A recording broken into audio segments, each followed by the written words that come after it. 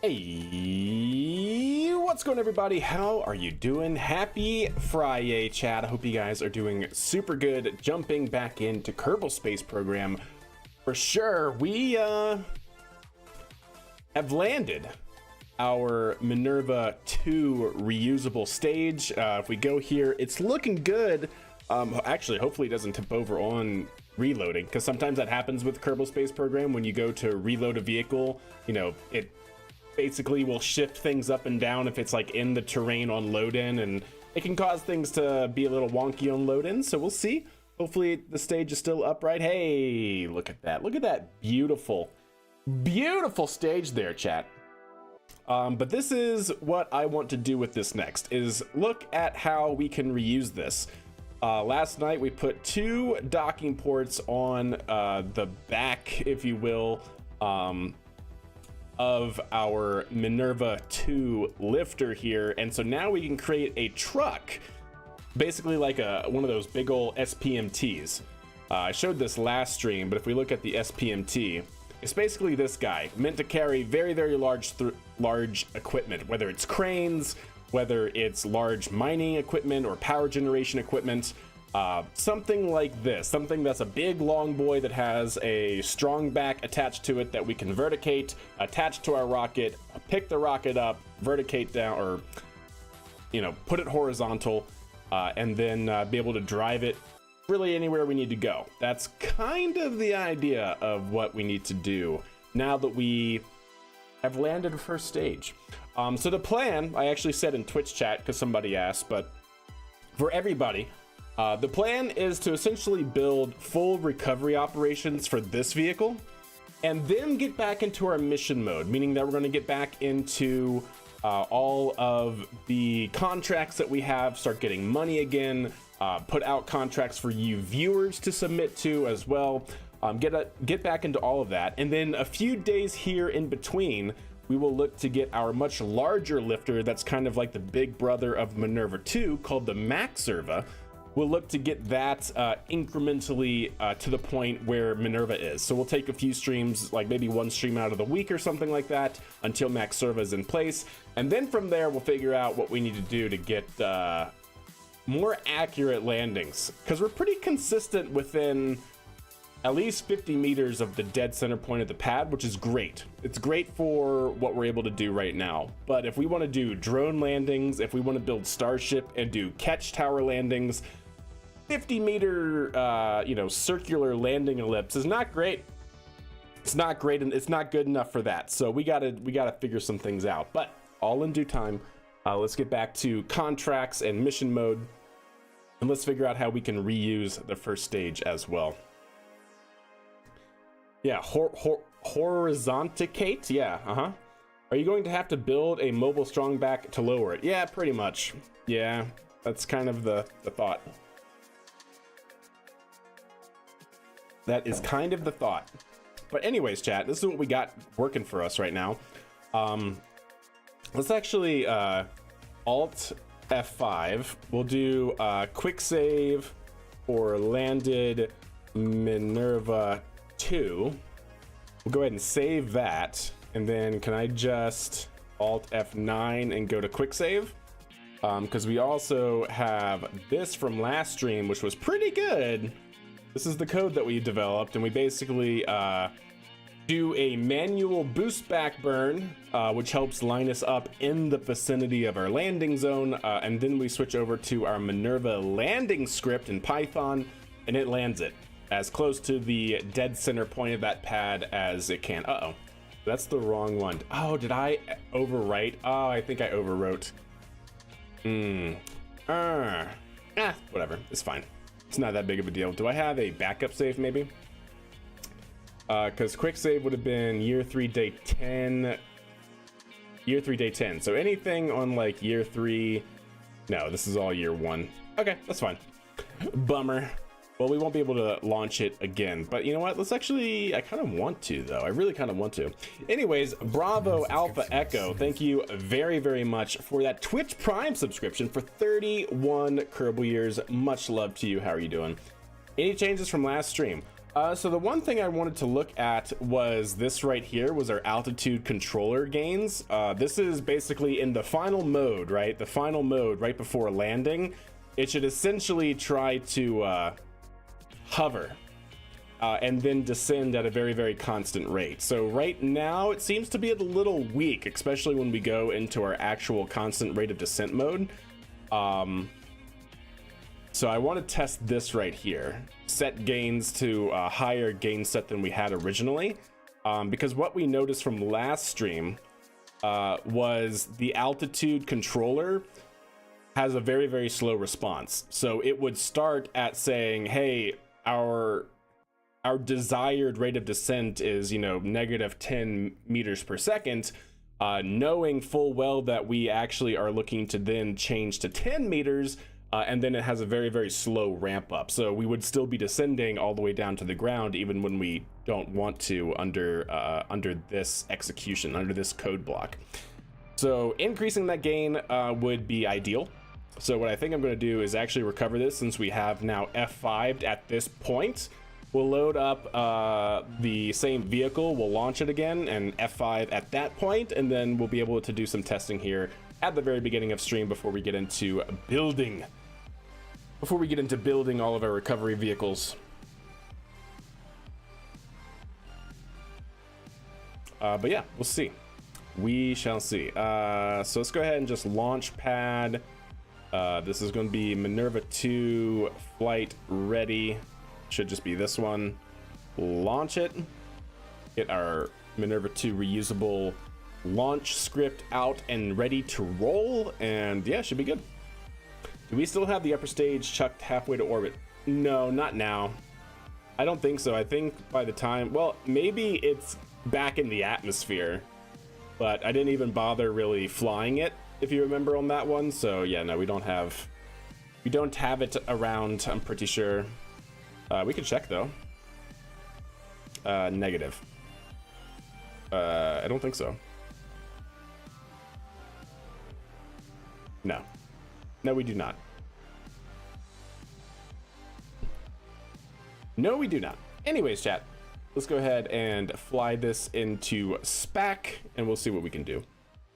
So like I said, I just want to get to the point where we can test that one change on the altitude controller under our landing code here, because what we found, and we'll see under this test here as well, that it has a very, very slow ramp up. So it would actually command negative 10, and then it would start commanding 10, but instead of just maxing out when it needs to, it has a very, very, very slow ramp up, and we would still be descending when we didn't want to descend.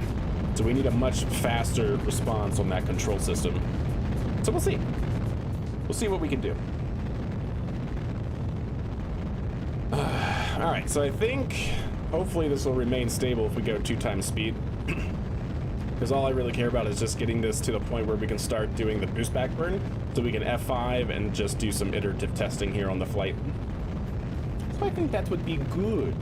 But anyways, how's everybody doing? Everyone excited for the weekend? Because it is still Friday. We do, in fact, have, why do I not have it up on the screen? We do have a launch countdown. We have SpaceX launching the next Astranus mission in about an hour and a half, unless that gets scrubbed. They did push back the launch time from like 8:40 or something like that to 9:15, so we'll see. We'll see if that launch sticks. There we go. That goes that way. Put everything on. That can then go. And now we take control of this stage and fly it back.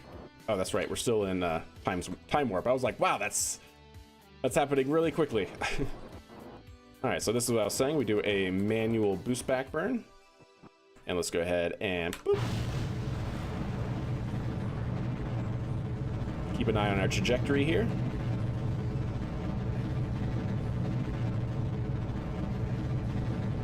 And shut down. So it looks pretty good.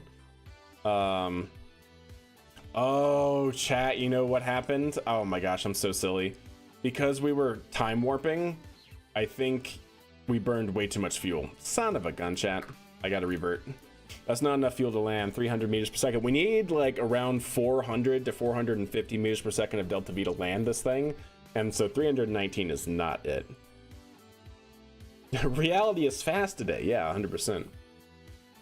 Yeah, I should not have time warped for that long. I should have been more paying closer attention. But anyways, we'll just do a quick redo.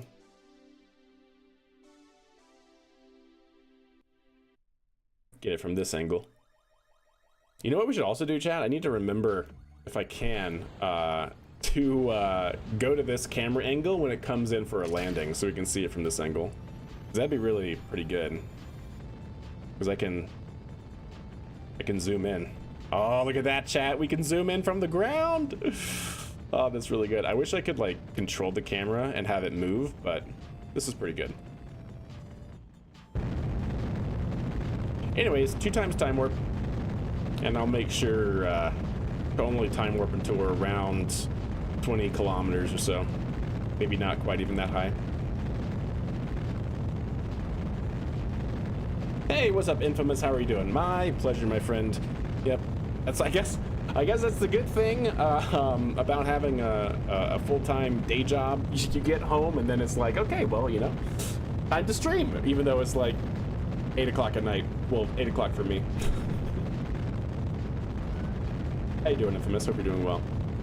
All right, let's go ahead and shut down there. We should see it stabilize for Miko here soon enough. Wait for that call out. There it is, stabilizing for Miko. And there we go. Look at that. We're going to have 679 meters per second of delta V. Nice. All right, take this and move it back.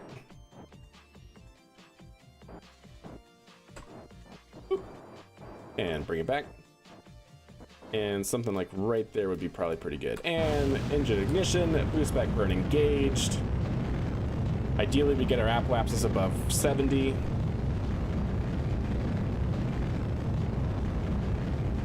Yep, there it goes. Burn a little bit more with some RCS. All right, that seems pretty good. 614, more than enough.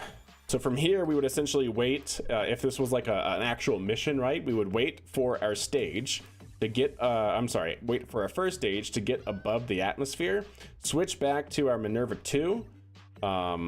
Actually, no, we should be able to switch back to Minerva 2 upper stage now. And then, yeah, so long as this is still in render range, we could switch back to it, which I think it is because I can see it. So yeah, we could essentially do that, which would be great. And then we can control our second stage until we get into orbit or very, very near orbit, then switch back to our first stage and essentially land. But yeah, let's go ahead and get on the other side of our orbit here. Or I should say trajectory, apoapsis. It may only be 9:42 Eastern, but this is my chill time before bed. Hell yeah, I get it. I gotcha. I'm here for you. All right, and we'll go back down into the atmosphere, just like so. From here, we will F5. Make sure we enable those. Make sure we enable RCS. Actually, I want to keep RCS off because I think we should be enabling RCS on the RIP as soon as this code starts, if I'm not mistaken. Or thruster in vessel.parse.out RCS enable true. That's enable true. That's not setting RCS though. So let me actually do this. Vessel.control. Oh gosh dang it, I can never remember what the actual thing is, chat. That's why it's good to have the docs up. Is it control and then like RCS enable or something like that? Or is it vessel? RCS, the state, can be read or written. So the state of RCS, so it should be RCS equals true. So I was right. I should have just kept going with it. All right, so let's go ahead and add that. So that way, if our RCS is turned off, it should, you know what I should also do, chat, is also tell it to toggle for the control surfaces, pitch and yaw control. So that way I don't have to do any setup for landing configuration. It's all autonomous, but you know what? Let's actually, I want to implement that, chat. Can we do that? Do you use anything other than VS Code for Python? Not for Python. I just use VS Code because it's super easy. And I don't really use Python for anything else. But I mean, in the past, I've used iCharm, and I've also used, what is it called? Spider, is that right? But no, VS Code I use for work, so just why not? Why not? I like having a tool, right, that can work for all of my different programming languages, but 'tis me. Let's see here. I want to check on how we can toggle control surfaces. So it's going to be parts, control surface, pitch enabled, whether the control surface has pitch enabled, yaw enabled, and then roll we don't want. Yeah. So that's what I want, chat. And then the other thing, so I need to do basically like another 4-part control surface. Is that what I need to do? 4 control surface in dot control surface, I think is what I need to do. Parts. Title with tag with module and stage. Can I just get all control surfaces? Because I think this, I think that this vehicle only has 4 control surfaces. So control surfaces, yes. So I can actually do essentially this. Grab you. After we turn RCS on, we'll do 4 control surface in vessel.parts.control surface. Is it control surface or control surfaces? Control surfaces, plural. And then we want to do CS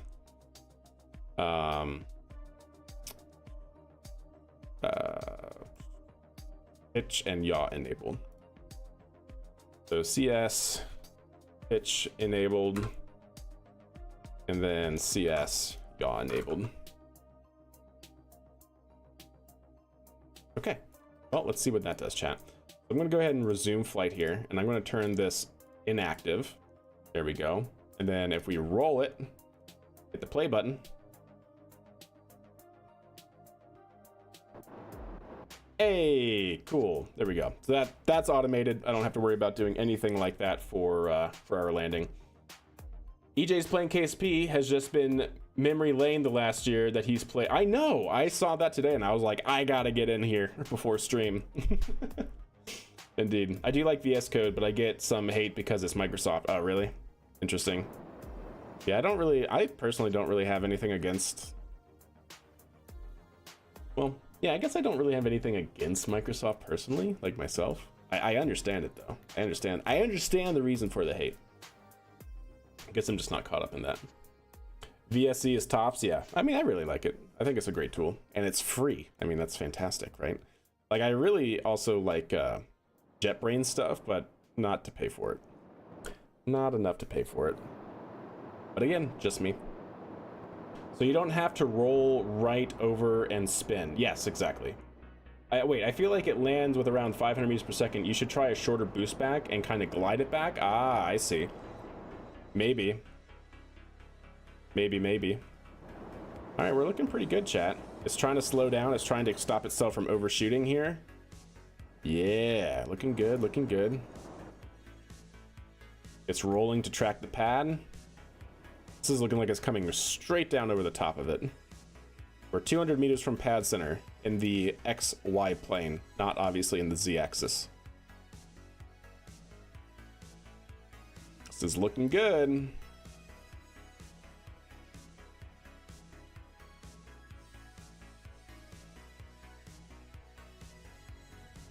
Where is it, chat?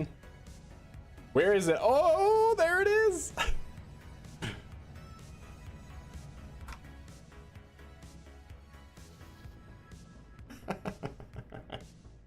Look at it right there. Oh, it's leaning. It's trying to get to the pad. Oh, there it goes. It's in landing mode now. Constant rate of descent. And touchdown. Oh, with no fuel remaining. Look at that. Well, I think that went way better. 74 meters.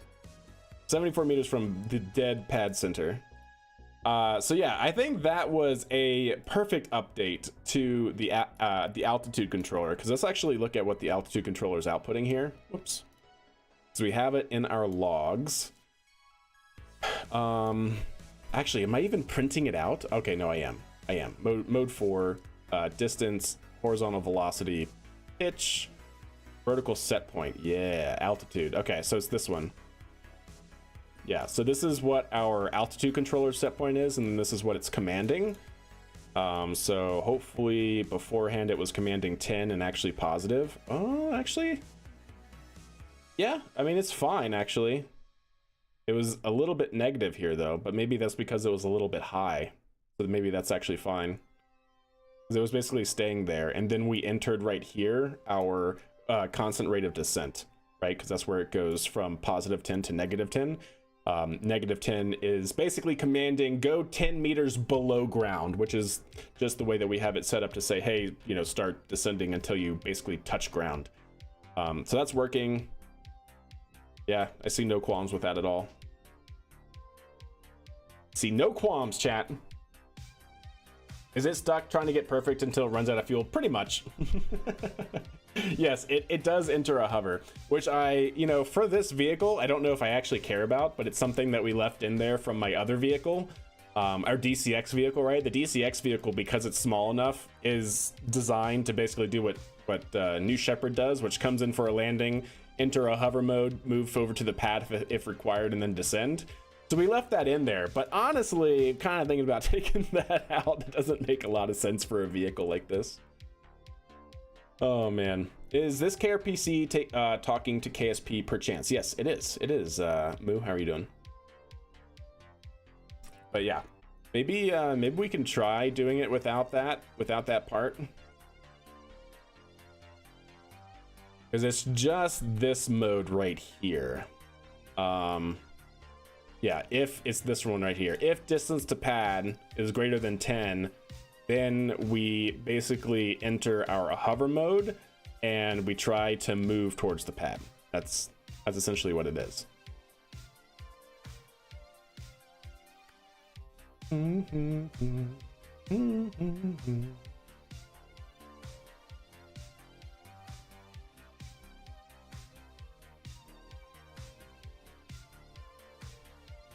Yeah, I'm trying to make sure if we delete that, does that mess anything else up? Because I don't think that would still do it. It's still going to enter a hover mode. It just won't translate over to the pad now, essentially.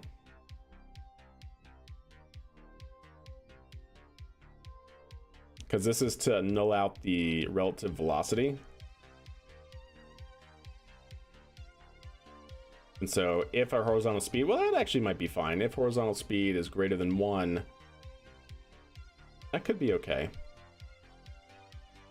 Dun, dun, dun. Or you know what we could do is enter, yeah, there's actually a few ways that we could change this, right?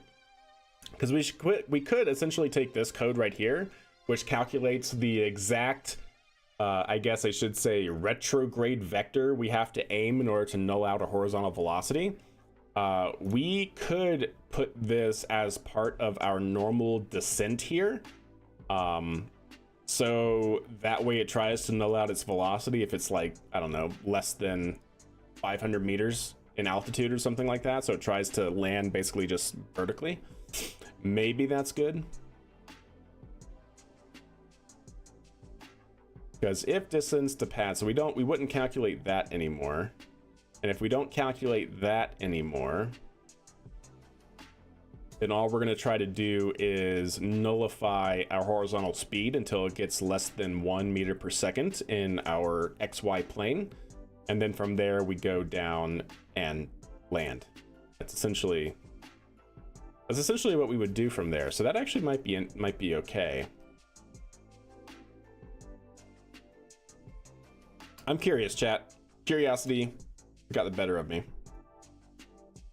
Do we use current position anywhere? No, we don't. Okay. So out of curiosity, we do need that. Let's take all of this out. And then let's take all of this and move it over. And I'm curious to see what that does, because it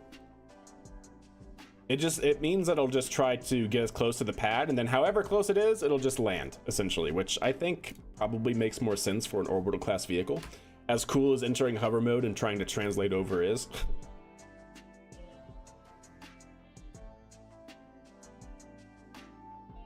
Yeah, I like that, Rams, trying to have it translate a little bit more. Could be interesting. Could be a good way to help it fly in versus just trying to come right over the top of it. I like having to, I like being able to just hit the go button and then it takes care of everything for me. Not having to worry about enabling control surfaces and whatnot. That's actually a pretty good, simple update.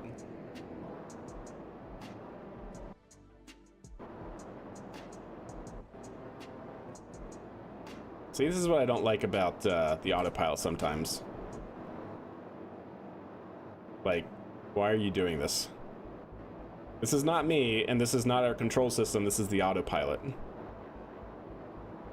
It's trying to dial in on the correct attitude, but it keeps overshooting, and the way the control system works in KRPC, unless you make your own, which I am very looking forward to doing, is that it won't input any other control until it hits its point. See, once it's able to hit the point, it then enters the other control inputs. It's kind of frustrating. Now, the way I guess we would have to mitigate that is I mean, we can obviously tune that with the stopping time, because we do increase that so it can be a little bit more maneuverable. So maybe we just have to wait until after that or something like that. So make the control response a little bit slower until we're lower in the atmosphere or something. I'm not sure. No, I have not done that yet, because that's for the DCX vehicle currently. We haven't implemented that for this vehicle, but the drag calcs and stuff like that is for the DCX vehicle. There we go. Looking good. Yeah, it's tracking very nicely.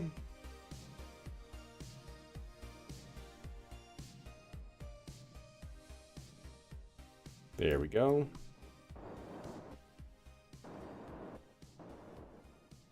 Nice, coming straight down over the top of it, just about 1880. We're gonna be 100 meters away.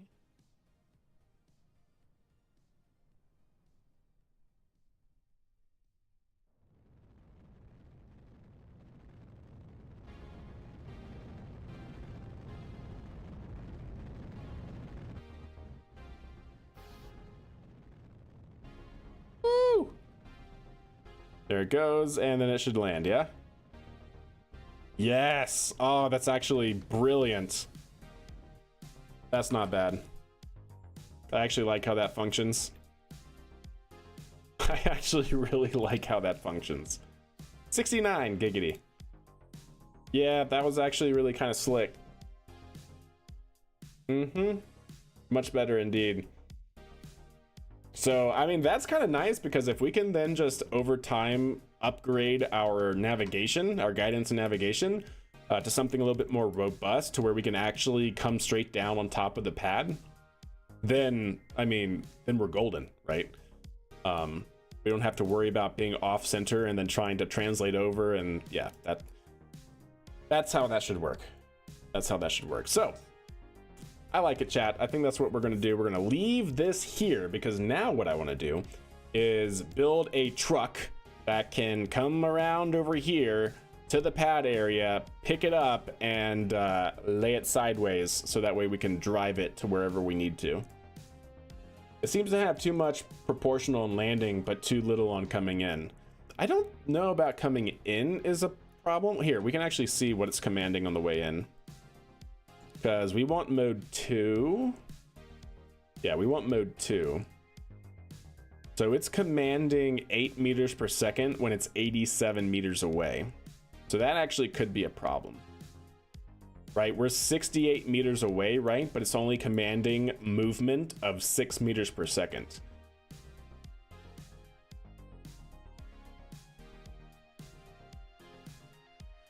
So I think actually you might be right. I wonder if we should add more distance control here. Something like 2.5, make our distance a little bit more responsive. So that way it commands a higher velocity to move towards the pad until we get really, really close to it. All right, one last test, chat. one last test. Okay, I swear, just one more launch, please, just one more launch. Anyways, I gotta do it. I gotta do it one more time, chat. One more time. Just gotta get one more landing in. Gotta get one more landing in. Yeah, gotta get it. We gotta do it. Yeah, SPMTs. That's right. Verticalifer. Did I just say a bad word? Got him. All right. Boop. So we increase our distance gain, so that way our distance controller is trying to command a more aggressive approach. Might be good. I think you're addicted to this. Maybe. I don't know. Maybe. Well, that time the controller worked out, right? Like, it didn't do the oscillation, but whatever. Always ways to improve, chat. Always things to do.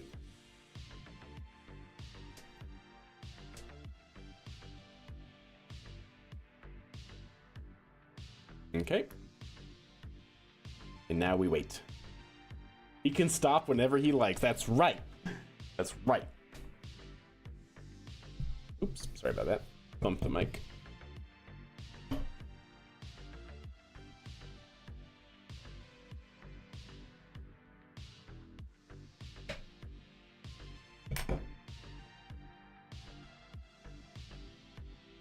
All right, we're chilling, chat. So see, right now it's commanding negative 250. So that's meters per second. It's commanding basically an approach to the pad, go 250 meters per second towards the pad.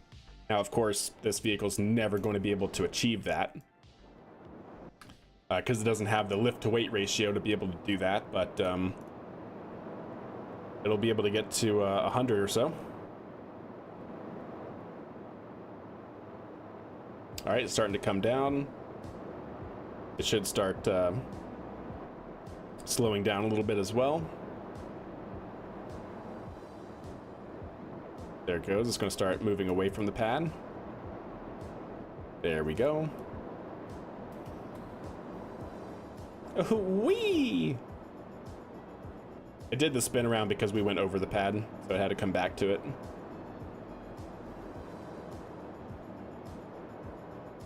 There we go.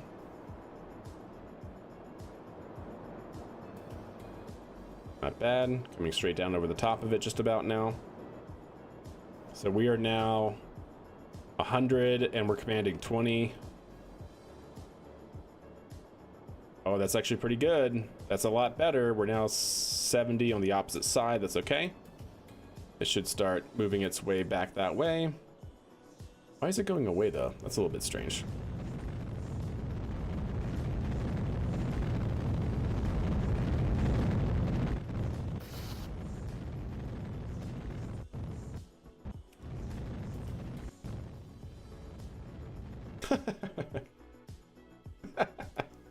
Never a dull moment, chat. Never a dull moment.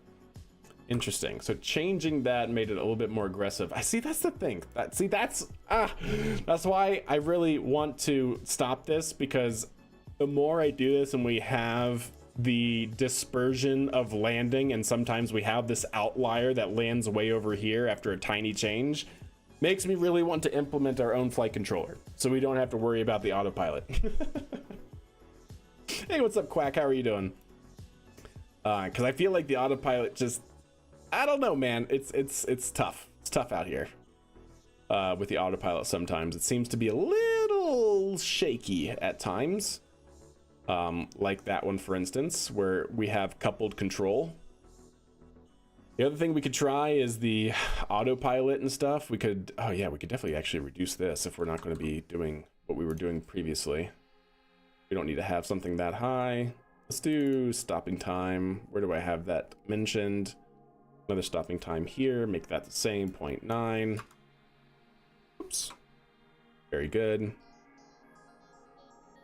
That seems fine. So that's slew to the pass. So that's actually almost of no consequence here. So stopping time. The one up here, though, in mode 2, could be good. Roll might need to be a little bit faster in the roll. We'll keep all those constant. And you know what? Do we have another stopping time somewhere? No.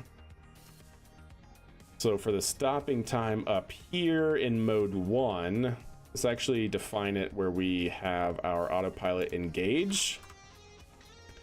And let's slow it down a little bit, I think. I think that'd be interesting to see how it responds with a slower response rate. All right. Because if we can tune the autopilot, because I said this before, right, chat? The unfortunate thing with how we have, oh god, flashbang out. Here we go. The unfortunate thing that we have going on for us right now, right, is our code, right? What we're developing in VS Code right now is essentially taking the sensors, if you will, the state of the vehicle, and we are commanding through our PID an angle, right? And this angle could be pitch, yaw, and roll. However, that would be great if this could then go immediately into our control surfaces, right? Because then that means that we have direct control over these elements to drive ourselves toward the pad. But that's not actually what we have right now. We have our code, which gives us the pitch, but then we have KRPC in the loop now as well, because we're using its stock autopilot.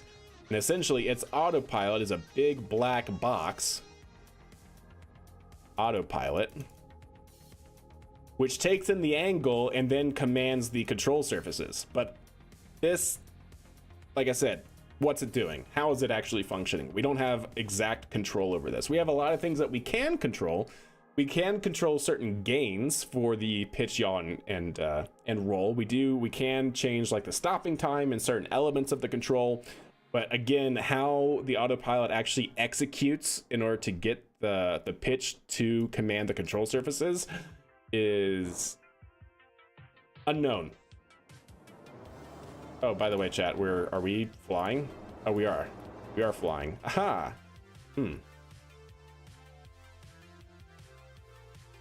flying, by the way, chat. My bad. I'll shut up. You should install Cursor. It's a fork of VS Code, but has AI built into it. Pretty dope. Cursor. That is the first time I've heard of that, Blips, honestly. That does sound pretty cool, not gonna lie. I'll have to look that up. Let me see. Cursor AI. All right, I have that queued up to look at. Also, why are you behaving like you are right now? See, it's maxing out at 60, so it's commanding 60 degrees, but the autopilot is maxing out all of its control surfaces and not in a way that it actually should.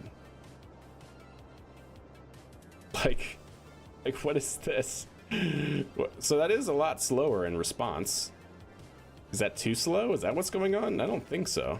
No, that can still go really fast. See, that's what I'm saying, chat. I don't know what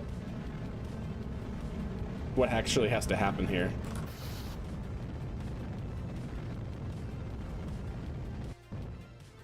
And then enter landing mode. Boop. So yeah, there's things like that. Would it be better to just not use the autopilot? That's what I'm talking about, comedian. But if we didn't use the autopilot, that's going to be really involved, because now we have to develop our own complete flight controller. It means that we have to figure out the vector of the vehicle and do quaternion math, and then input output from essentially the commanded torques into the control surfaces and things like that. Because there is something that I'm keeping an eye on that I do want to implement, and that is it under control? I think it's under control. We can command directly pitch, yaw, and roll. Yeah, pitch, yaw, roll. The state of the pitch control, a value between -1 and 1, equivalent to the W and S keys. That's fantastic, because what that means that we can do is develop our own flight controller, basically develop our own autopilot. Essentially, it would be like what's known as a stability augmentation system. Think like the F-15 or any sort of fighter jet, right? You take your stick, you pull straight back, but your vehicle, the actual F-15, won't just go woo, right? It'll actually take it's a fly-by-wire, right, system. It's called a stability augmentation system. It takes that input and then translates that to something that the aircraft can actually do. But what would be great about this is that it can be completely autonomous. We could basically create our own pilot that would be automated, and then we have our stability augmentation system that commands the pitch, the commanded angle from our code here, and then translate that directly into usable inputs for the vehicle. But that, like I said, is going to probably require a very, very heavy development cycle. It's getting into a bunch of stuff that I do not want to open that can of worms with yet. So we'll see. We'll see. It's meant to land right on the pad, technically speaking. I mean, that right there is our target. We're pretty consistent, minus things that happen like this. We're pretty consistent within like 100 meters from the pad, which in terms of scale means that we land like within a ring like here, because this hexagon or whatever is actually huge. It's like 500 meters, I think, or 250. I think it's like 500 meters across. So we're pretty consistent within 100 meters, which means that we kind of land in an ellipse like this. So very close. Like I said, I think to get any more accurate, we have to develop our own flight controller, our own autopilot.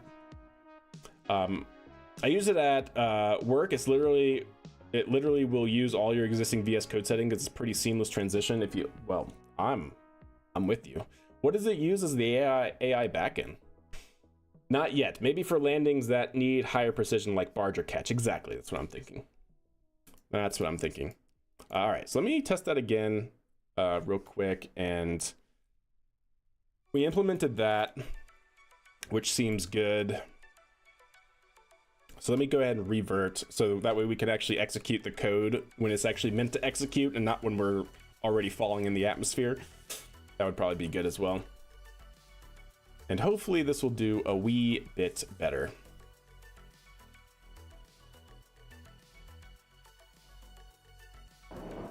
Does it work, by the way, Blips, with all programming languages like VS Code does? Because for my work, right, I use Rust on a daily basis and Python for streaming. But yeah, Rust is what I use daily. Seems to be using GPT-4, probably GPT-3 for continuous free functions. Nice. That is intended, comedian. We just took that out this stream. So all this code that you're seeing here that actually implemented that hover, that's this code right here, was from our test vehicle that you probably, if you've been looking back at the VODs, we were using the DCX vehicle, the little tiny boy that could fly like an airplane, kick over and land, right? We used that to hover because it could always basically fly towards the pad, get really close, and then just get into a hover, basically like New Shepard from Blue Origin, and then land on the pad. But that didn't really make sense for an orbital class rocket, especially when it's a lot slower to tilt in order to try and maneuver. So we took that out. We took that out for this vehicle. Win Glenny though, I know, right? I'm waiting for New Glenn.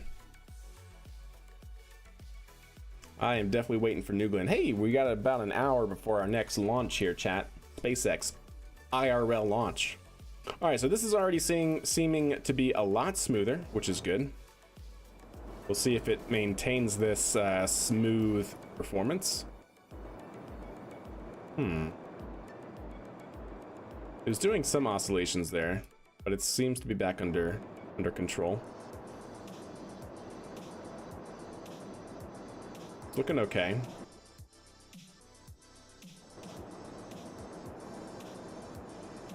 Looking good, actually. It's commanding 41 and it's tracking, yeah. So it's looking not bad at all, actually.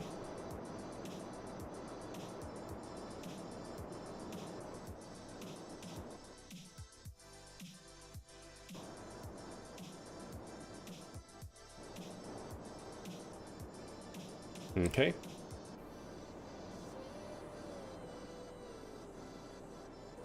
See, then it goes past the pad, and then it does this. It just locks in, and I just don't understand what the autopilot is doing that makes that happen.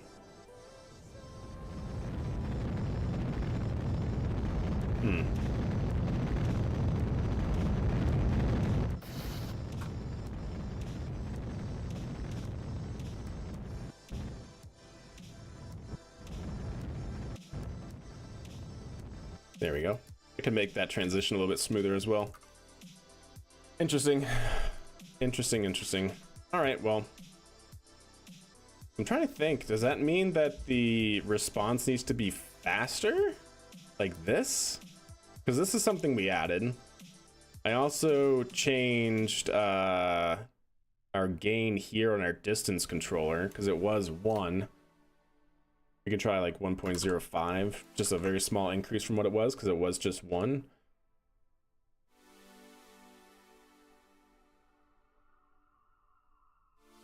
Because I definitely wanted to get back on the pad a little bit more seamlessly. Yeah, let's not change too many things at a time. If this doesn't help improve it at all, then I think I'll increase our stopping time on the autopilot and see if that helps. And then I guess we'll go from here.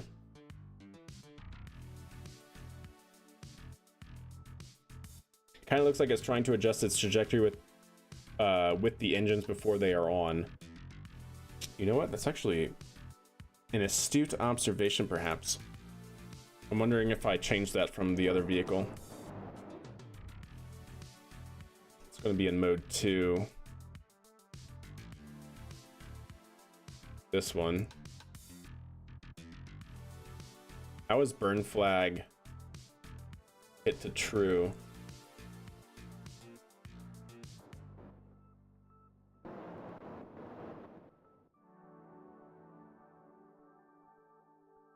I might have to look at this. This actually might not be required.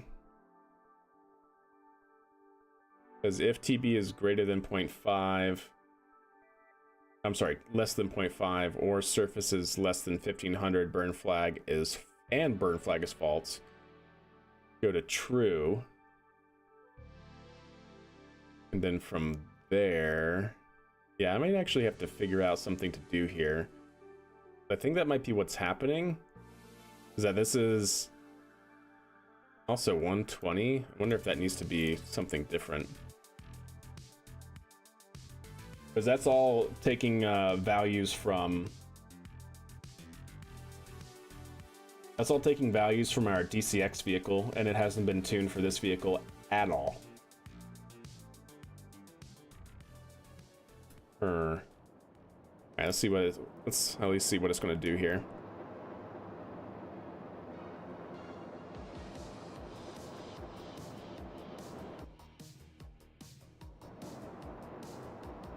Seems good. There we go. Can you leave the documentation? Certainly. ARPC. Yeah, that's the Java one, and then they have different programming languages there. All right, this is looking okay for now. Was the problem just our distance controller being a little bit too aggressive? It may very well have been, because that was something that we changed. Looks like it's doing pretty good here. Look at that.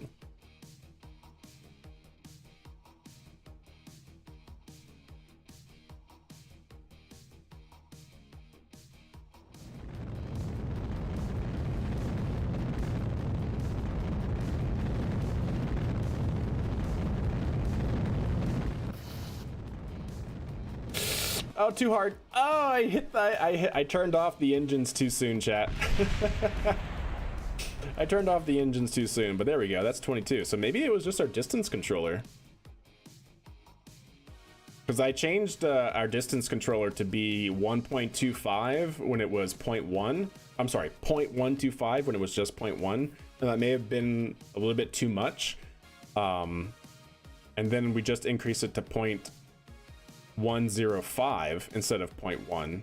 So a very, very small increase. And that seemed to get us there, at least. One second, I'm checking over here our old code that we were using. See if there is something better to implement here. Don't think so.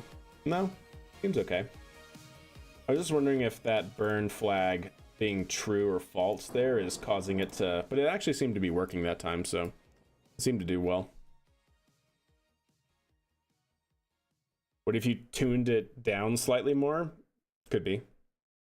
We could definitely Could definitely lock it in. The only thing though, right, is if we try to tune it too much, then we're basically tuning it for this trajectory, right? Which is the horrible thing about PIDs, is that they're a linear control system.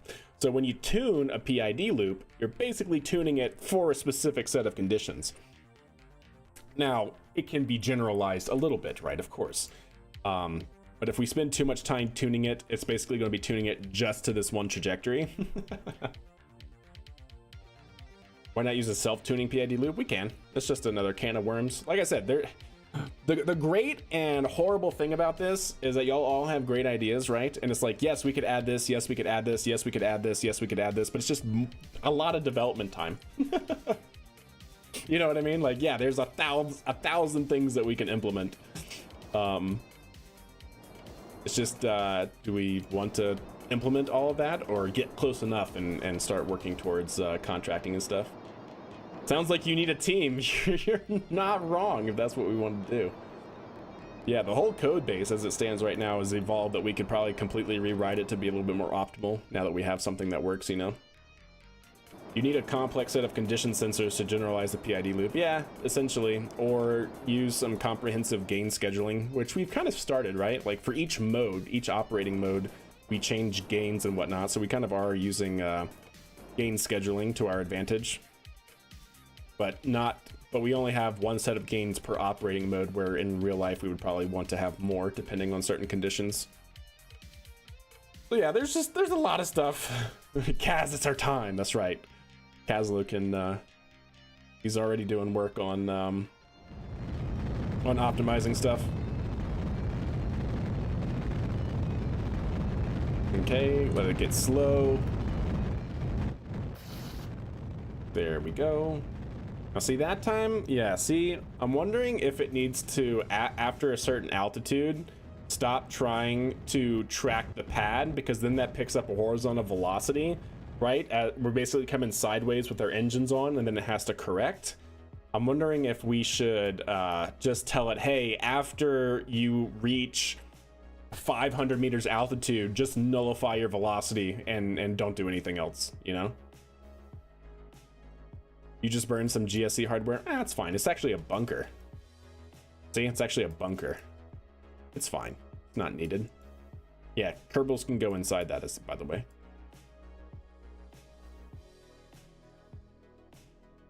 You know what? I wouldn't mind trying that, chat. Gosh, I really did not want to do this today. And by do this today, I mean get into trying to improve our code even more. I don't know if you guys actually are... I don't know how this comes across as content day after day for you guys. Like, I know y'all are enjoying it, but would y'all rather see more missions or more coding and testing? I don't know. So I was gonna try not to do this today, but there are things that I want to try. The ever-ending content question. Too much is just enough. Yeah, that's right. Go for it. Yeah, I know, right? It's the Atkins laws of spacecraft development, right?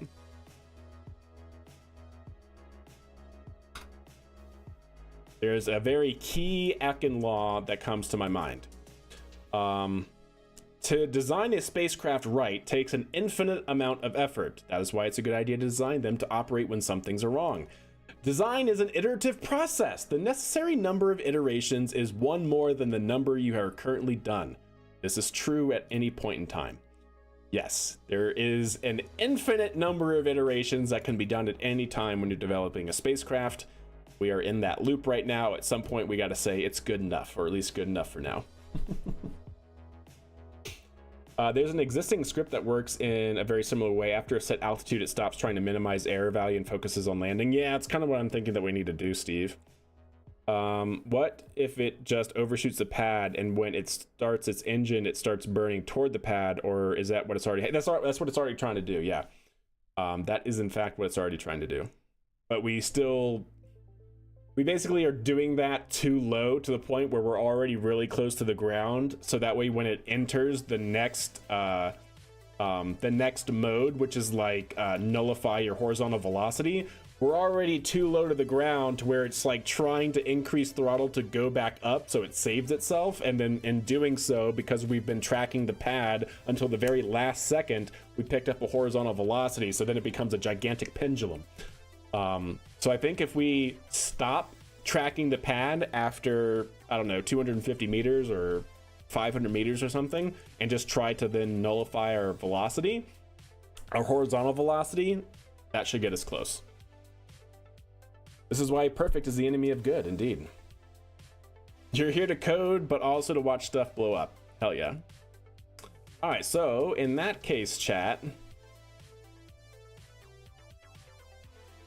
in that case then,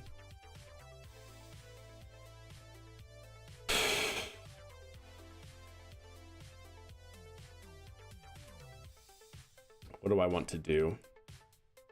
How do I want to implement that? So it's going to be in mode 2. Or do we just switch to mode 3 earlier? I wonder what happens if we switch to mode 3 earlier.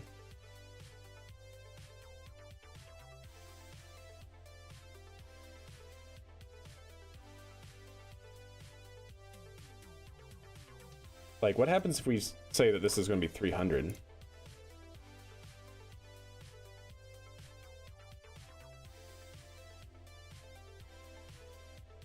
We're going to have to set our min a little bit higher.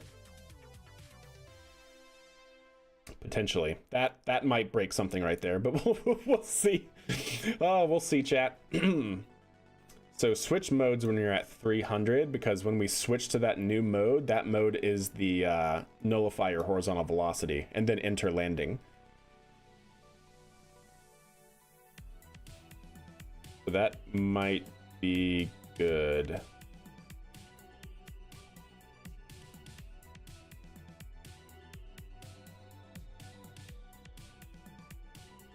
Also, I realize that this is too much.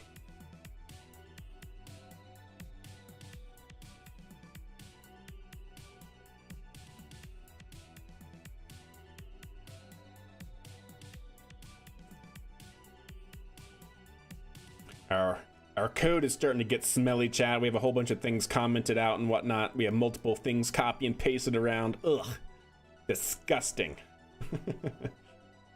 So set point of set point of 10. So we want to stop 10 meters above the ground. We can command a minimum of 30 meters per second downward or 10 meters per second up in terms of velocity, vertical velocity. Yeah, I'm curious to see how that works as it is right now. And then we enter this mode, which should try to nullify our horizontal velocity immediately.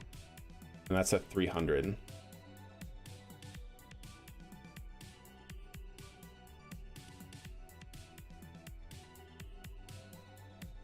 Okay, I'm interested in at least testing it. We'll see. Something will probably break, but we'll do it. You know, I thought about doing that as well, Terrace, but to do that, we have to change how we're currently coding this. Because then we're gonna have to get a vector to that. Because right now, what's nice about what we've implemented, right, is we're basically just using line of sight. We are using line of sight with an XY component. So if we wanted to implement our Z,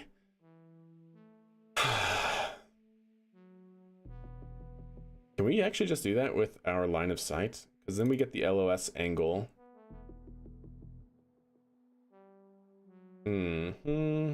Corrected, because that should give us our change. That gives us our compass heading. But we could also have it get our change in altitude, but then we'd have to get a vector to that. We'd have to get a vector to our altitude. Yeah, that's going to be... Yeah, that's going to have to change some ways that we do things. Because I've thought about that as well. And I think that that's one of the things that I would want to implement when we go to make our custom flight controller. Because when we go to make our custom flight controller and we're working with quaternions and whatnot, we can actually work with vectors instead of just angles. So we could basically say, hey, our vector of our vehicle is pointing this way, and our target is over this way. Now slew to that direction, right? So that's why I think building our own flight controller in the long run is going to be really good for us. But I'm not ready for that yet. Nah, I don't want to do that. I don't want to do that yet. Yeah, to get the altitude, because then heading, sorry, not heading, to get that would be controlled by our pitch and not our heading so much. So if we can get our delta, pitch, gosh, okay. I'm trying to think if we could actually set up a control architecture that can carry both. The problem is we have an under-actuated system, right? If you think about it, we have an under-actuated system. We have pitch, yaw, and roll control, but only we essentially only have 2 sets of controls to try and cover all 3 systems, right? Because we have a pitch actuation and we have a yaw actuator, but then roll is coupled between them. So we have an under-actuated system that we're trying to make do all of these different maneuvers, which is it's a crazy control problem, which is why SpaceX is the one that does it after many years of development and testing. Hopefully New Glenn will be added to that list here soon enough. Anyways, enough thinking. Let's test.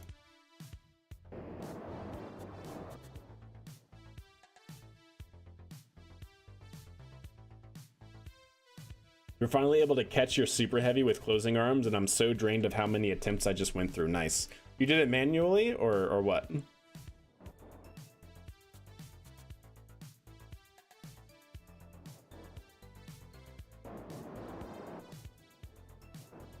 All right, there we go.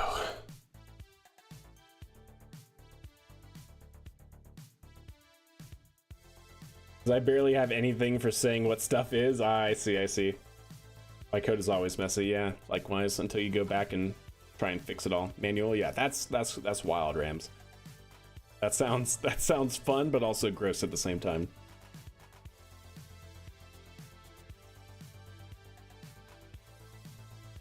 All right, well, let's see what happens this time, chat. So I'm curious to see how well it will maneuver into mode 3, which will be to null its horizontal velocity component during landing, and then transition into its constant rate of descent landing mode. LC. I'm here to watch code blow up. Hey, that is also a very possible possibility. Oh yeah, Rams, good. Good. All right, we got 41 minutes, chat. Unless, let me actually check. Did we have an update, by the way? Did it get scrubbed or anything like that? Next space flight. It's now at 10 p.m. Mountain. Wow, how long is their, interesting. How long is their flight window? All right, so no, never mind. We're back to like an hour and a half. Until we get to watch SpaceX do this for real and much more accurately. Oh, this is actually looking pretty nice. 22 at 206. I like that. I like that ratio. 10. Let's keep it there. Oh, look at that. We're coming down what looks to be straight over the top of it.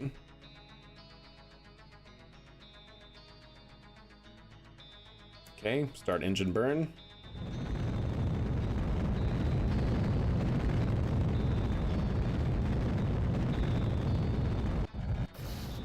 Oh, that was my bad. Yep, I gotta tune that that mode. Oh, wait, deploy the landing gear.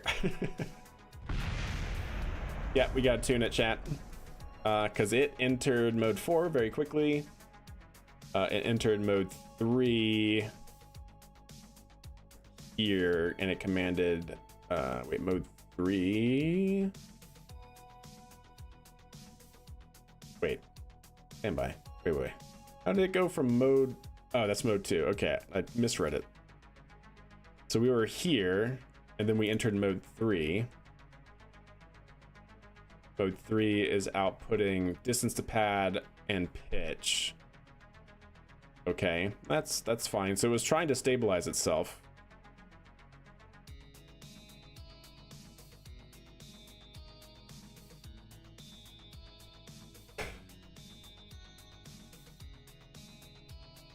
Trying to think, what do I want to do here?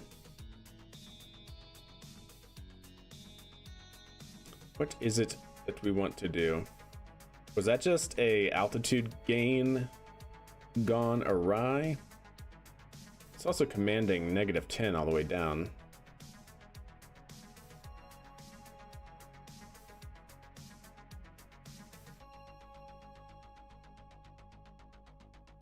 Stand by. Look at what we have here. I wonder if I want to increase our time to burn a little bit, just so that way it starts a little bit sooner. Yeah, let's try 7 and see what that does. Meaning that we'll always keep it. We could also even keep it at 1, like 1 full second actually might be good as well. I'm curious.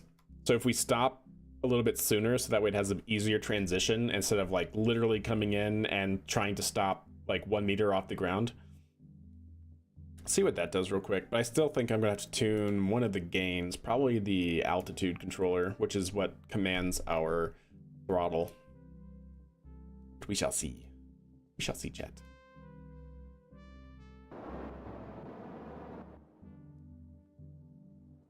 I caught a super heavy booster in ship once in another game called Trail Makers.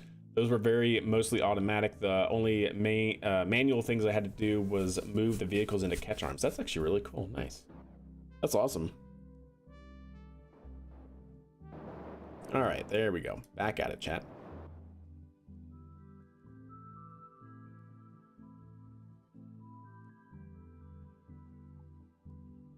Back at it.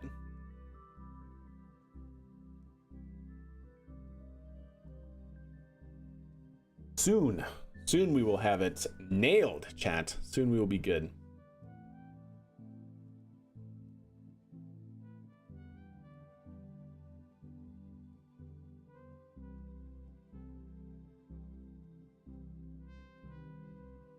All right, well, let's see what happens.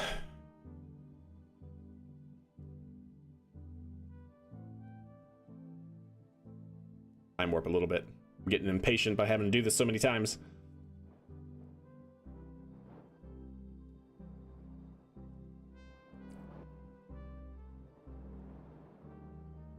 Post in Discord? Sweet. We'll check it out after stream.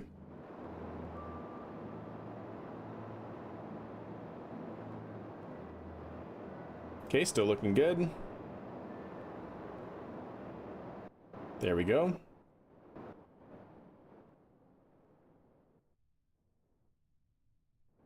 Yep, just gonna try and slow down. Nice, nice. It's looking good. It's tracking velocity very well. Exactly, Terrace, exactly right.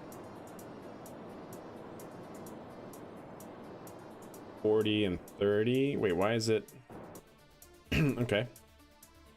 See, that's what happens. I feel like the autopilot gets stuck trying to make one command or make one input track target that it then neglects the other inputs.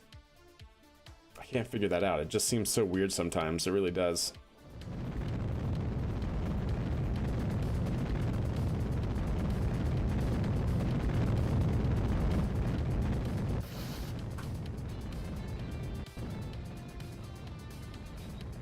There we go. I like that. I'm happy with that, chat. That's what we're gonna leave it as. Oh man, gave EJ that same KSP feedback I said when I joined and he understood and took it well. Wait, what? Wait, what'd you say? Wait, what do you mean? Gave EJ that same KSP feedback I said when I joined and he understood and took it well. Which feedback? Which one? Yep, I say ship it for sure. I like that. And I think the way that we make that even just better is over time we'll start making our own flight controller to have a little bit more granular control over our vehicle. We can start getting into like proportional navigation or proportional integral navigation instead of just having this cascading controller. Yeah, we can do a lot of stuff that he only KSPs for memory lane. Ah, gotcha. Gotcha indeed. Okay, well, I think we're good. I'm happy with that. 54 meters. I'm okay with that. I'm okay with that, chat. Yeah. Try doing a full test so it's not the exact same trajectory. Yeah, that's fair. Can I revert? No, okay. Let's go ahead and recover. That's a good idea. It is a good idea. Or maybe I just get so good at the boost back maneuver, manual control, that it's the same trajectory every time. Yeah. That'll work.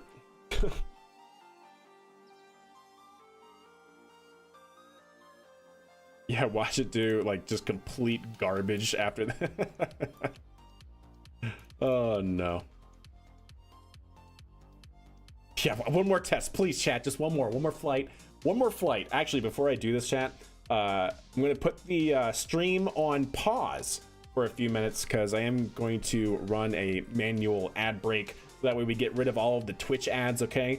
Don't worry, we're not going to launch this test. Y'all come back, then we'll launch it, all that jazz. But until then, chat, on the Twitch side, I'll see you guys here momentarily. Boom. All right. Yes, we will just sit here and look at Pretty Rocket and talk. I recommend you install Z theme because it looks good. Is Z theme the one that makes like this look kind of like KSP2 UI? Is that mod? It overhauls the like to like a dark UI sort of thing. Yeah, you know, I've seen that. I actually really do like the look of it too. Maybe we will. Because it definitely, like, that's one of those UI things that it looks great, so I'm not against adding that because it doesn't actually change anything in the game. It doesn't change anything in the game, right? Just to confirm. That's illegal. I know, right? Yeah, just to confirm, it doesn't actually do anything like that. It doesn't? Awesome, yeah. HUD replacer as well. So is HUD replacer a dependency? Like in CCAN, do you know if it automatically gets downloaded, or do I have to download HUD replacer and then download Z theme? It does? Perfect. Okay, here we go. Then yeah, that's an easy setup. I have CCAN. I know how to use that. You use it too? Yeah, it looks great. You're not the first person to suggest that, and I just never remember off stream to like actually look at it. Yeah, just check Z theme. Cool. Cool. We're about halfway through on the ads for Twitch side. Let's take a gander at what we have remaining here. I really like that. I think it was pretty good. I don't really want to. I think for this test we shouldn't change anything, right? To really make sure it performs. So yeah, I'm pretty happy, pretty stoked with that, chat. Stoked aerospace. Yeah. Something about this I'm not entirely convinced of if we should have it, but it should be okay. And then we go into mode 3 when we're less than 300. You know, one thing I might want to do, chat, in mode 3, because we're coming in so fast, I wonder if our... Oh no, that is actually only 10 degrees. Okay. I was actually thinking this was at 15 degrees because I think it's in 15 over here, right? Oh no, it's actually only 10. No, that's altitude control. I want horizontal. Yeah, it's 10, -10. I'm just wondering if 10, -10 is like too aggressive. We're trying to, you know, pitch the entire vehicle to nullify velocity. Like, it does okay. It does fine. I wonder if that's like too much, and that's why it might like overshoot and then start picking up horizontal velocity and then having to pitch all the way back, and then, you know, I'm wondering if that should be slightly less, like 7 degrees or something like that, so that way it's just a little bit less. Not sure. But we'll check. We'll run it as is. Twitch is back from the ad break, so that should be good. Can confirm. All right, chat, I think we're ready to roll. Let's go ahead and launch it. Do I have cameras on this? I think I do, right? I do have cameras on this. There's one, there's two, And release.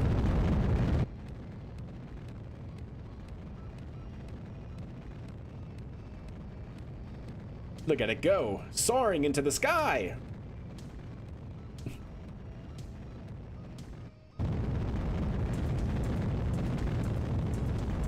A new telescope I got for your birthday. That's awesome. Well, happy belated birthday. I assume it was soonish, you know, past, but, you know. All right, chat. Like I said, let's go ahead and time warp a little bit here.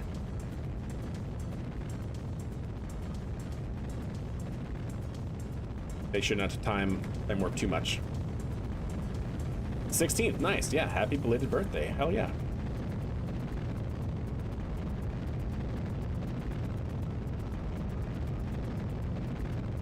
Okay, looking good.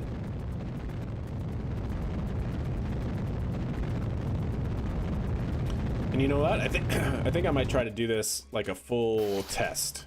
So we're gonna separate, ignite. I'm going to try to put this on a trajectory that it might actually be able to get into orbit.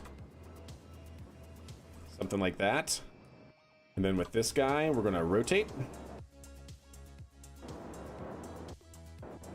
And then we're going to ignite. We're going to try to get it above 70 kilometers altitude.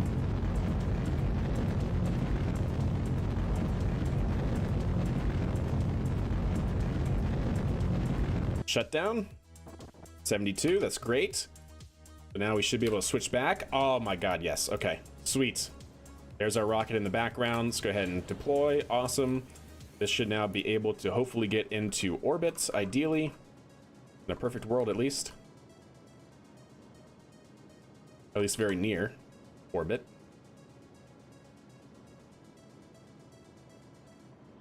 Try to get our horizontal velocity up pretty quickly. Here we go. So like I said, we're basically trying to fly this. No going back now, exactly.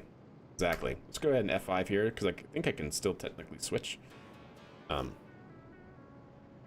But yeah, pretty much this is going to be exactly how we actually fly missions in KSP using reusable systems like this.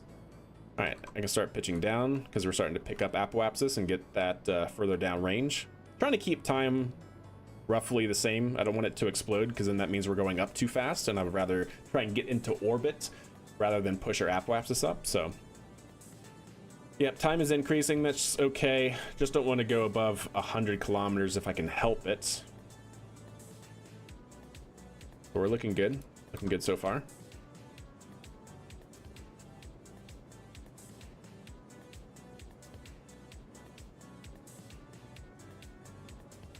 We're very close to orbital. I'm going to shut down right there. So we have 3 minutes, 4 minutes actually. Let's see if we can't land Minerva within 4 minutes and then switch back and get it all ready to go.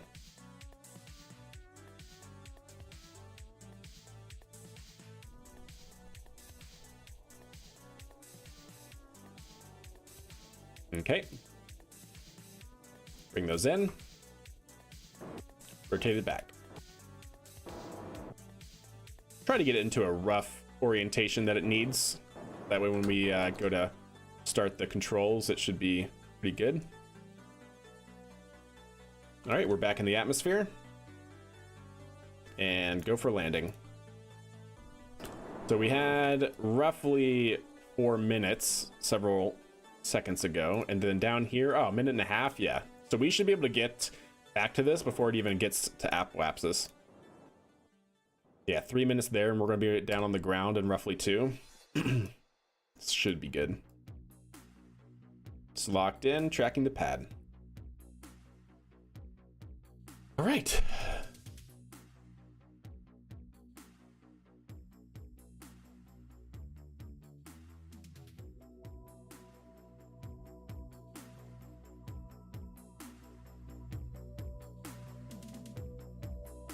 And now, Vivate.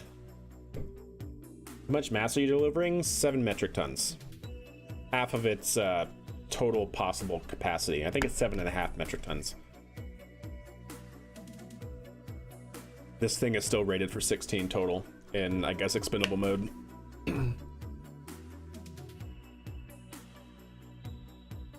You got this peanut brittle that has bacon in it. Oh, I've had that before. Yeah, that's the bomb. That's pretty dang good.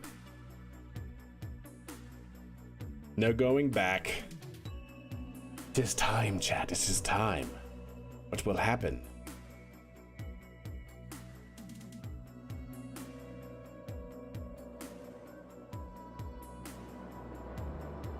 Okay, looking okay. There it goes, tracking the pad. Good. Velocity's looking good. It'll start slowing down. It'll start moving the other way, trying to slow down. There it goes, not bad. That's actually really smooth, I like that. Rolling to track the pad. There we go. Come on, roll. You can do it. There we go.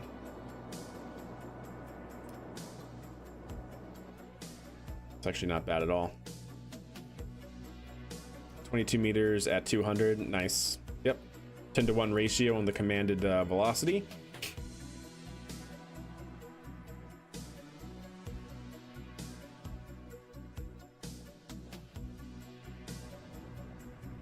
Here it comes. There it is.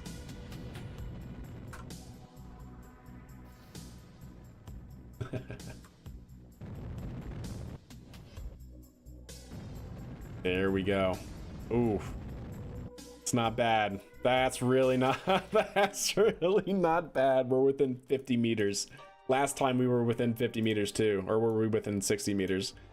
That's, I like it. I don't think we're going to get too much closer than that until we start being able to do some more complex things, like what you were saying earlier, Terrace, which is instead of aiming for this point, we should actually aim for like this point right above it, so that way we come in, hit this gate, and then come straight down, right? And right now we're basically coming all the way in, trying to track the pad, and then like we're down here, and then we try to verticate, right? So until we start doing more complex algorithms, I think I'm pretty happy with this. But yeah, if we can start looking at tracking a point up here, so that way it tries to glide in, it's that gate, and then it's just right over the pad, that's going to be really good for us. I could also try and do a stronger boost back as well. That's kind of like a pseudo way to do it, right? Because if I do our boost back burn that's like slightly over the target, then that means we're naturally going to come flying over it, and then it'll actually want to go this way to try and slow down and come back. So that's like a pseudo way to do it, but not reliable. I'd rather implement the basically the waypoint that's like up here that it tries to hit. Yeah, exactly, Terrace, exactly. How long did that landing take you? That is a great question, because I totally forgot that we have something that we should be looking at. And why can I not see anything, actually? What did I do, chat? Oh, because of that. Why does that work? So we landed, so it was 2 minutes before that was at apoapsis. So we landed within like a minute and a half, maybe slightly more than a minute and a half.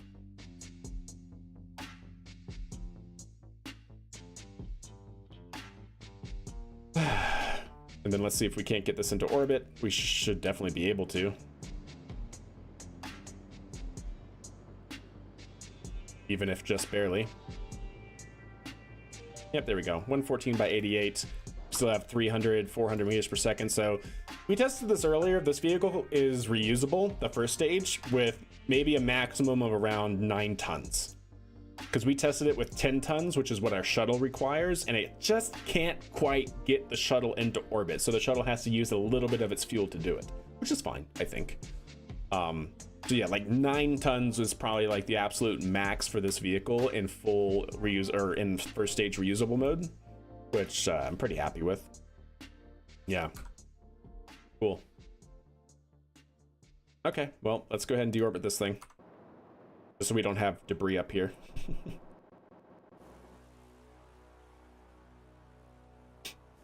Yeah, pretty happy with that, chat.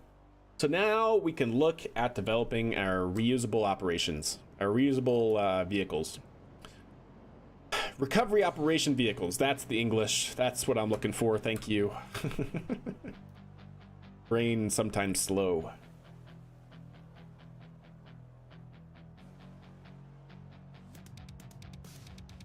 Oh yeah, okay, Matt Chad. Yeah, we can definitely aim to look at that. But I'm pretty sure, at least right now, I'm calling it 9 metric tons. Because we tested it with 10 metric tons before, and it was like, we landed the first stage barely, but then the second stage just couldn't quite get 10 tons into orbit. So it's like 9 metric tons absolute max. Okay, so I want to leave that there. And then let's go into the SPH and start looking at building a truck. Building an SPMT. Or it actually won't quite be an SPMT, but yeah.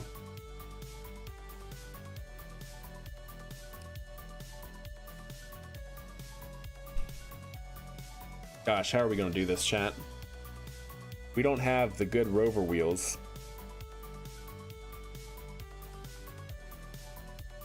We have the silly little dingy Rover wheels.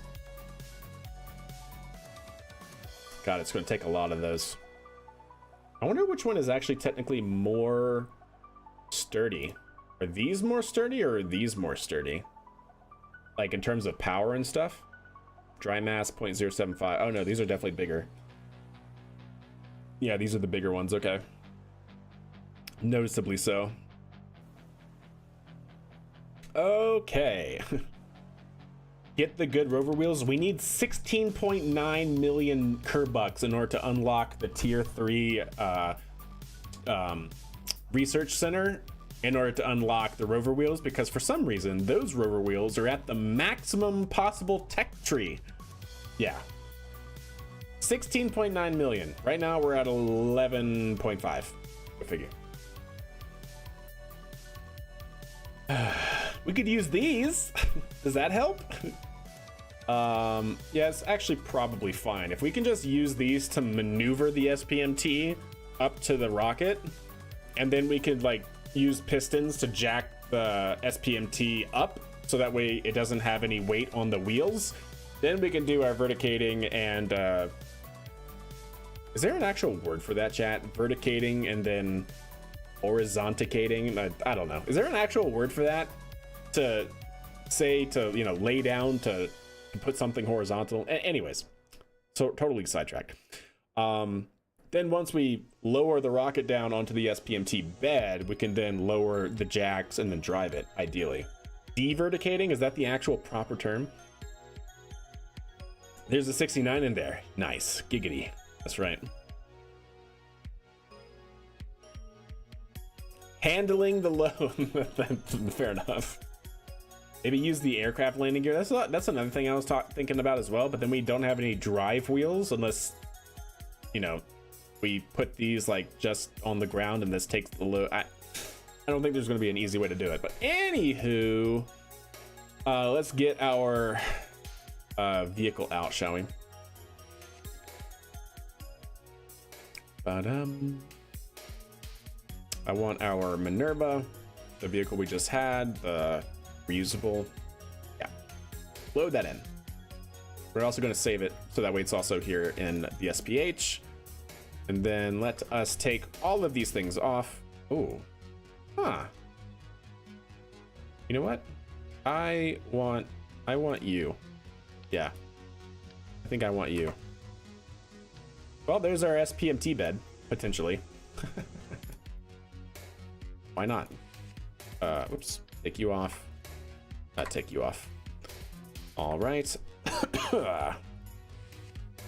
Take you, diverticate, handle the load. Dun, dun, dun. Take you off, and then take the actual load bearing thing off. There you go. All right, so that's essentially what we're left with. Let's make sure we drain it of fuel because it's going to be back coming in for a landing, basically empty, which is good. And we'll keep a very tiny amount there just so that way it does land with something. Has a little bit of mass at the bottom, like it actually might. Okay. And then we have that. Great, grand, wonderful. And then can we take this and put that there? Very nice. Out of curiosity, how big? No, that's too big, Jan. That's too big. No, we can't do that. There's no way. Okay. Well, let's get to building. So we'll take you like that. And then doing something stupid here, can we do something like that and move this up and move this down? I didn't even think about that. That's actually what we need, because that's perfect. That's perfect. It fits right in that groove, chat. Hell yeah. All right, all right. It sounds better than horizontating. Yeah, it does. It does. It does sound better than that. Bum, bum, bum. So can I, just out of curiosity, and then cut it off right there.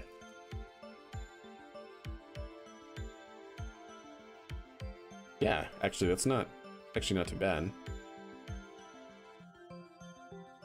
Okay.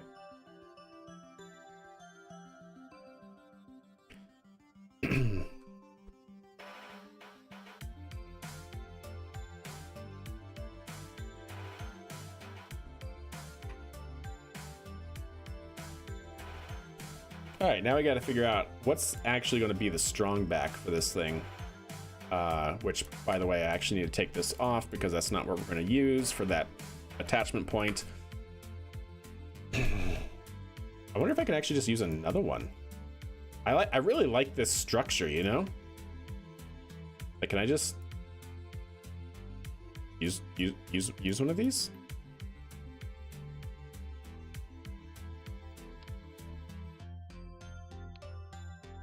It doesn't need to be as big, of course. And then we can take this off and then take you off. That way you're something like that. And then, yeah, and we can rotate it.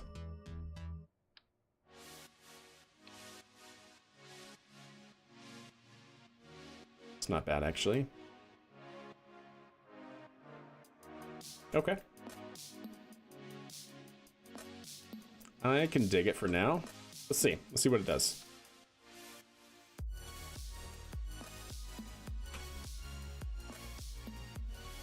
Try and get the height that we need.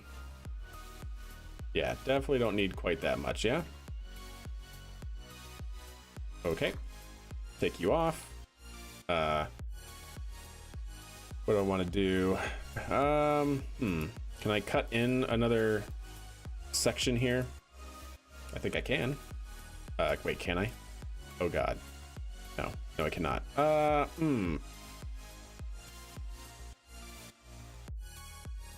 Okay, stand by.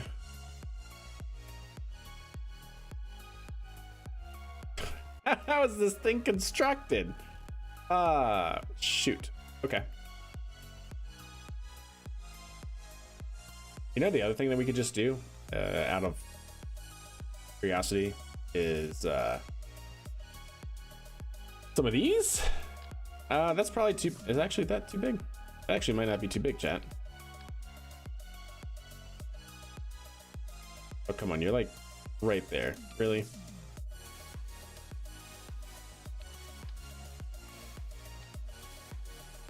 Right? Because we could do something like this. It's actually the right size. Okay. I hate that though. Gross. We have a better one like these. That's gonna be too small, isn't it? Yeah, too small. Okay. I just wanted to kind of see what we got at our disposal. A Pollock or a caster? What is this? Pollock? Oh, that's a thoroughbred. Interesting. I think it's huge. That's the Pollocks. I think this is also going to be too big, right? Debatable, actually. I could put like a nose cone or something on the bottom so that way that doesn't show like that. That's not too bad. Because then that could potentially, if we widen this, actually fit right in the middle. Now the question is this going to be... Oh, that's actually going to be smaller than that. Okay. Never mind. This it is, chat. This it is. This is smaller, and I think I like that better. So let's just go ahead and take the top off here. And we can always make that again. Put that up front. rotate and drag this into a rough position down here. Good. And that fits pretty well right there. Yeah, I like that. Because then what we can do is what we did last, what we had previously, which we could have two sides angled. Yeah. Okay. That might look pretty good. So what are we doing? We're making a, what do you want to call it? An SPMT. Basically a recovery vehicle that once this thing is landed, this vehicle can drive up to it, verticate the strong back here and attach it to the rocket, and then pick it up, because it'll basically offload it now. So that way we can retract the landing gear and then put it back on the vehicle and then drive it wherever we need to go. Because I really want to be able to reuse these, and not reuse as in hit the recovery button, but once it lands, literally take it over to a crane without recovering it and pick it up and put it on a pad and launch it again. Friction pads to secure the load? Possibly. We'll see. We'll see what all we need to get done here. But let's make the actual strong back for a second. Yeah, probably need some sort of like arms or stabilizers, yeah, to kind of cradle it a little bit. Let's see here. Actually, well, we'll see. We'll see. That actually might just be for show if we do that. I don't know.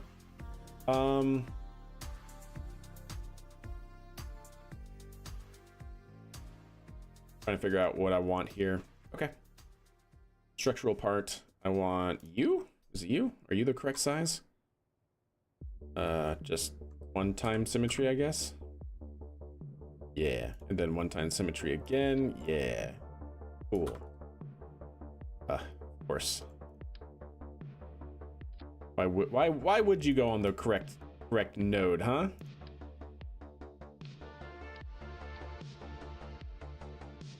What? That doesn't. Just please. There we go. We did it, chat. How about that? Perfect. Yep. Actually, let's rotate it.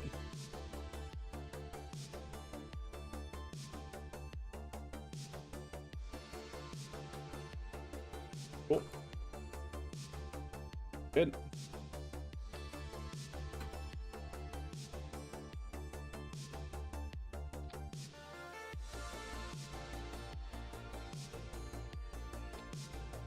Ow. Ow. Please. There we go.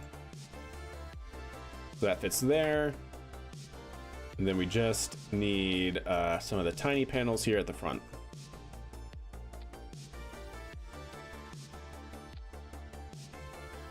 Yep. Oh, you know what, actually? It might be better to put it here.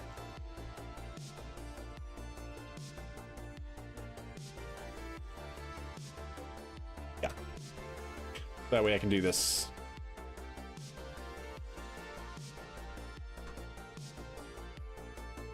There we go.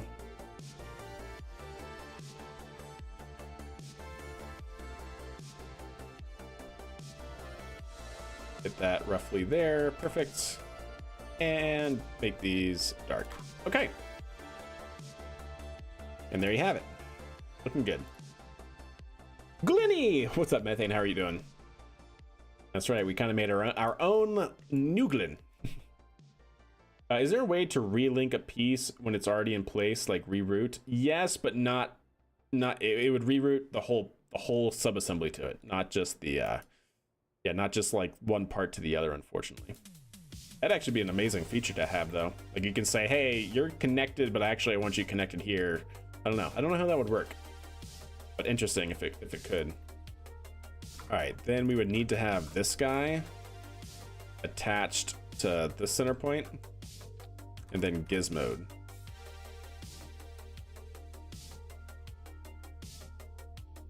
And can this actually be gizmoed up? Absolute up. Yeah. Actually not bad. Take you. Make sure you're gizmoed in the correct place. There we go. Now those are in the correct orientation. All right, now I gotta figure out how all this goes together, because this thing is gonna need some pretty hefty robotic parts, right? So we're probably gonna need the big hinges, probably several of them here at the base to actually verticate this thing. Yeah. Reparenting, does KAS have that kind of functionality? I have no idea, actually. That's a good question. Yeah, I'm doing pretty good. Thank you for asking. Happy Friday. Got a launch here in about 48 minutes, which is pretty good. All right, so we need parts, robotic parts. Big hinge, big boy. Would it be better to go with the wide hinge or probably multiple of these guys, right? Yeah, I think multiple of these guys. But how do we want to do that? Okay, well, first and foremost, I actually want this to have its own node or a stronger connection point. So can I just radially attach it? Oh, I can. Hell yeah. Yes, that would be great. Still get it in absolute snap. Yep, and then move that back into position. And then I think down one more. Yep, there we go. Now they're aligned. Perfect. Now I have that node that is open for us to do that. And then, let's see, that would be putting it down, and verticating it would be putting it flat. I actually don't want that. I want it to be like this. Wait, can I do that? Can I really not? I have to do it this way, and then can I rotate it and it would be fine?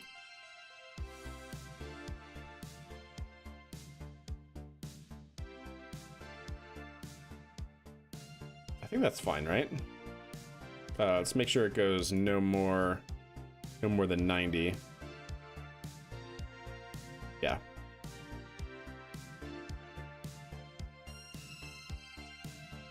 Because that would basically be verticating it. Okay. I think that's fine. Close the hinge and then attach it.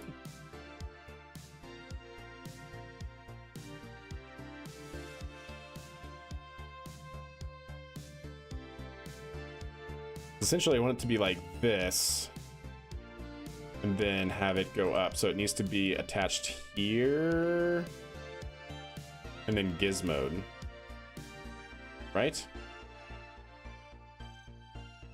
Am I thinking about that right?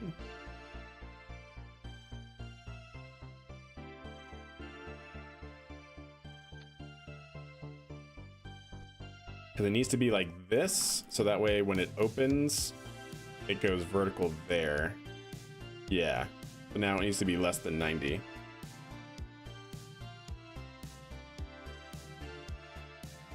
Yeah, I think that's right. Tried to have that centered. Something like that. Is staying time usually in seconds or milliseconds? Staying time, can you define that for me in your context? Staying time. Doesn't ring a bell off the very top of my head in terms of context.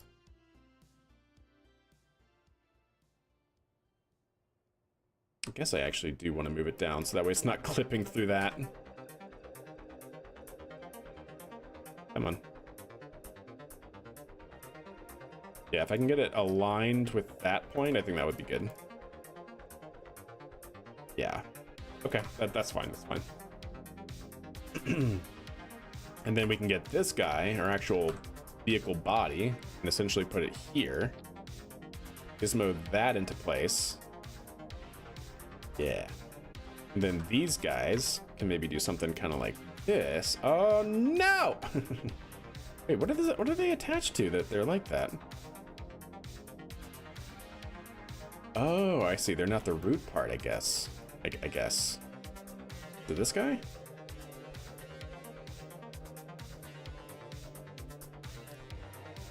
I see. I understand it now, chat. Because they were in the wrong orientation. So I want mirror mode attached here. Yeah.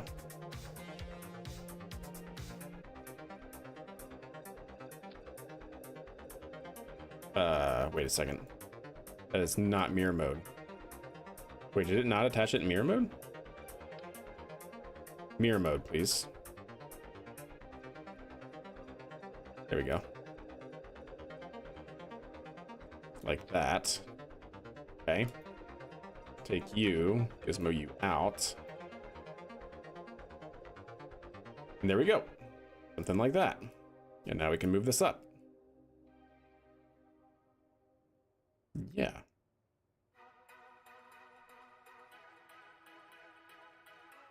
Something kind of like that. We can shorten that later. Or just not shorten it.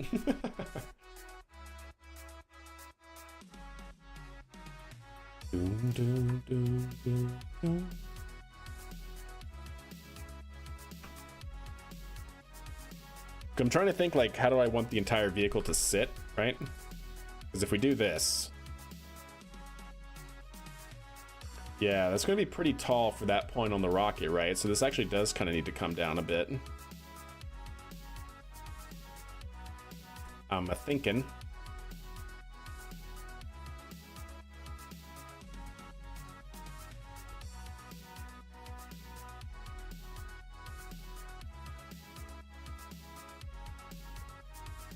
I'm just trying to think, like, when the vehicle is vertical, how big. Yeah, it actually needs to come down a lot, actually, so we can actually make this longer then, because this is going to sit up pretty high, right? Okay, so I can actually make this part longer, which I'm fine with. I'll have to have it step down a bit and come out.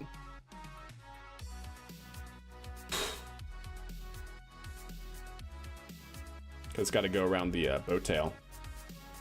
Because I do like how it kind of hugs with the vehicle there. But yeah, that's going to be a really tall order for this vehicle. Because honestly, essentially what we need... If I put this back... And I get that part again... I feel like essentially we're needed to be like that. Because if we then took this, yeah, that's almost, it's a little bit of an exaggeration, but not by much. And that's a little redonkulous, so let's not do that, yeah? Amount of time propellants take to mix with the chamber. Should be milliseconds. Amount of time propellants take to mix with the chamber for complete burn, yeah, milliseconds. Should be very fast. Ideally.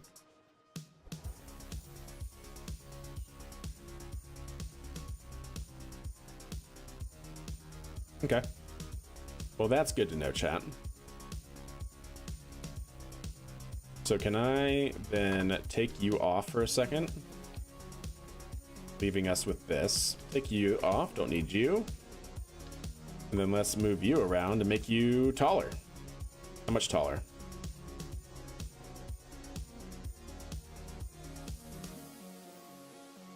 Yeah, essentially to there. Okay.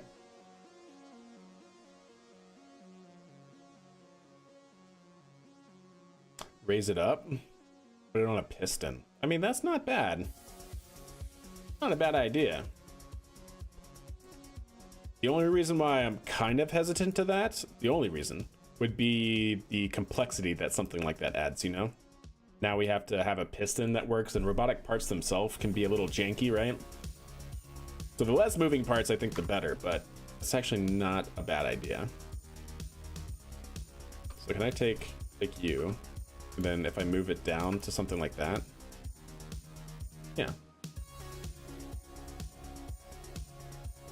Yeah, okay. And then if we can get some of these, some of them, some of this, some of that, and a dash of this.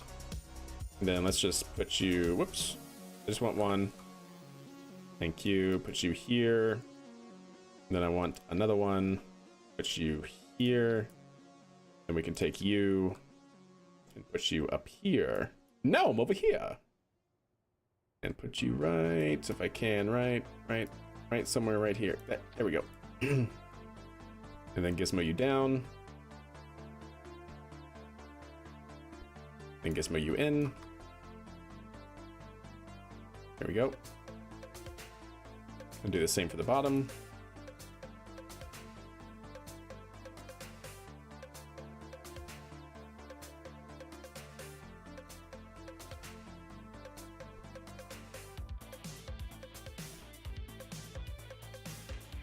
Cool.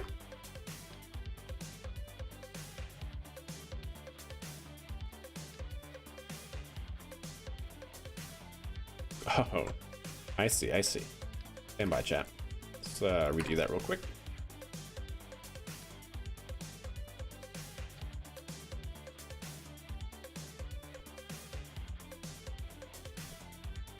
Get this lined up.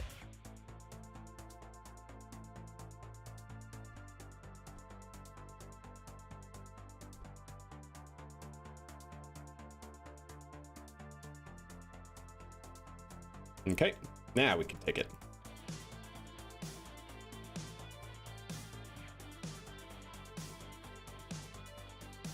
Come on.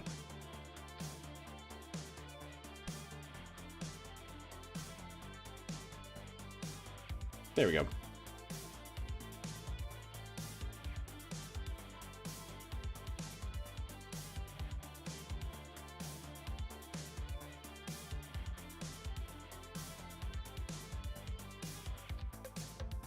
Yep.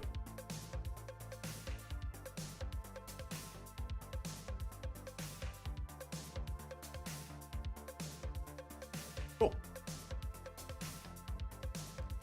Aesthetics, chat. Aesthetics.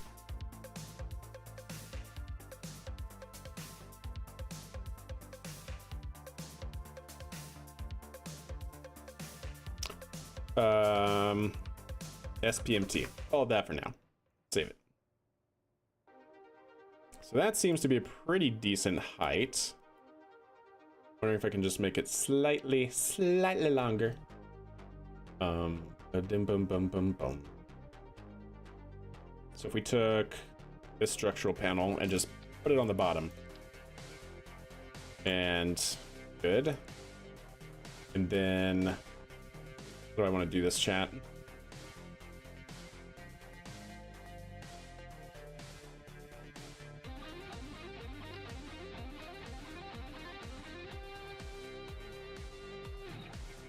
Actually, can I do it here? I can.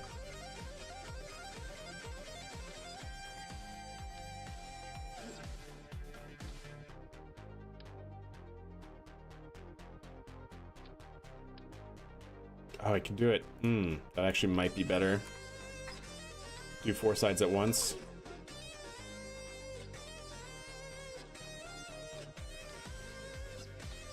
There we go.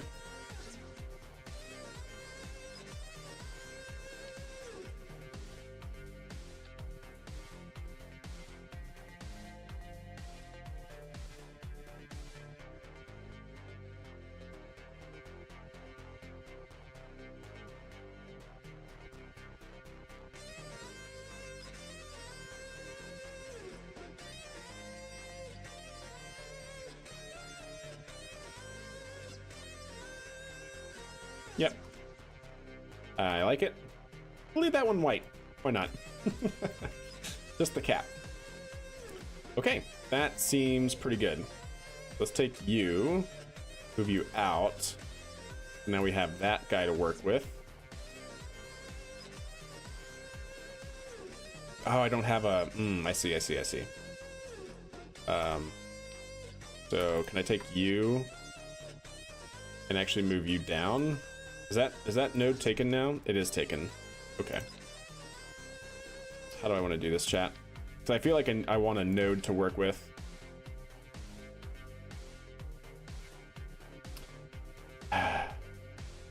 Shouldn't have done that. I should not have done that.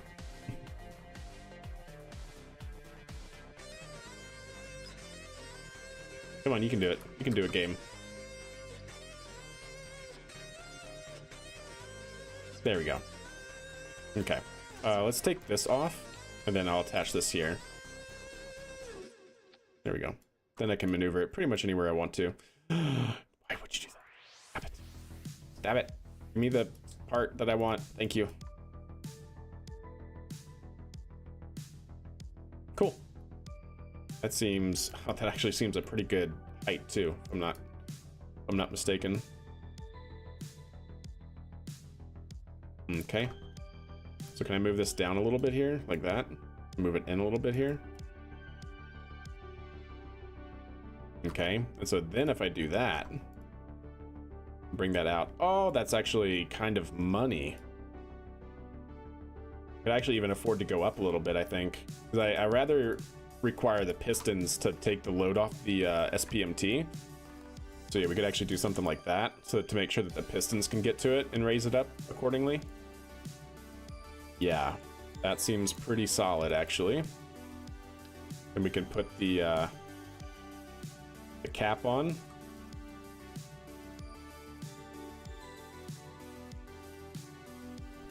Make sure it's snapped into place. There we go. Perfect. Not bad. But honestly, I guess I could just do the same thing to these ends as well, right?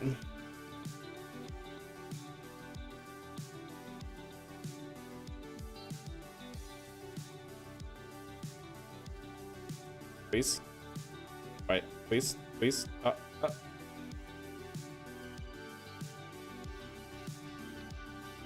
Hey, all right.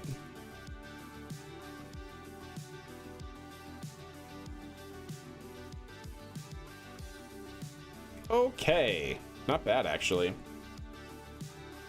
Now it's gonna get a little goofy, chat.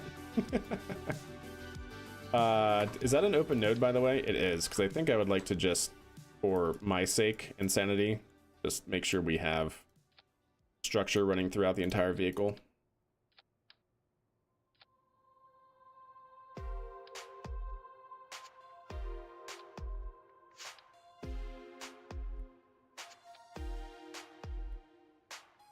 Something kind of like that. Would it be better to actually just have that be SRBs? I'm kind of thinking yes, because I need the weight. I feel like I need the weight for this thing. Ugh. You should widen this from here, put it on a frame that is widened to give it a good control. Yeah, probably. I can definitely make that wider. You're absolutely right. Absolutely right. Oh gosh, please do not mess this up.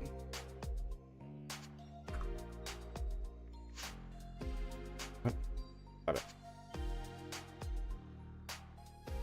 I'm gonna save this here in case this does mess up the orientate. Son of a gun, every time, chat.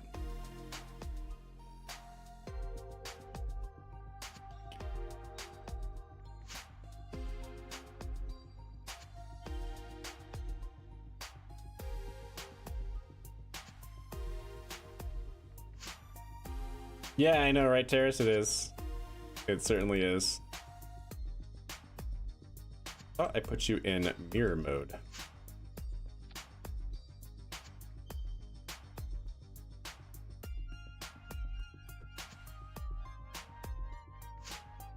There we go. Okay. Yeah, something kind of like that, I think, yeah?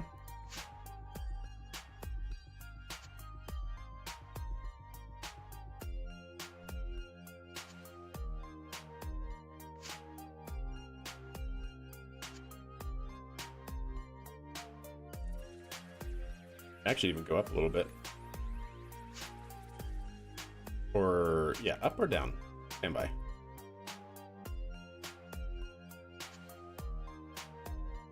Up. Up a small amount. Hey, what's up, Andy? How are you doing? You're sick, but you're improving. Well, I hope you feel better. Yeah, I hope you're on the up and up. Or you get on the up and up soon. That's for sure. Alright, that seems pretty good.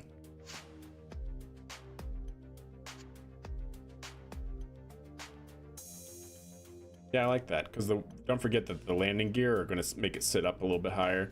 That actually might even be too low now that I'm thinking about it. Now that I'm thinking about it, chat, it might actually be too low.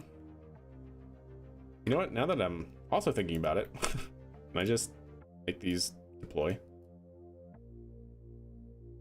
There we go. Now we can actually see what we're working with. And are these going to be able to come back? No. Okay. They will hit the vehicle.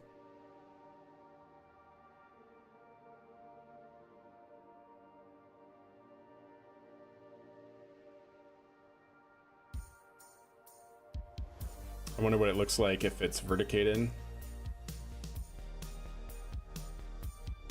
It's going to sit like that. It's not going to help though.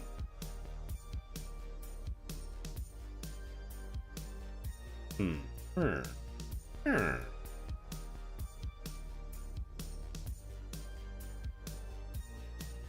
this definitely can come down a little bit.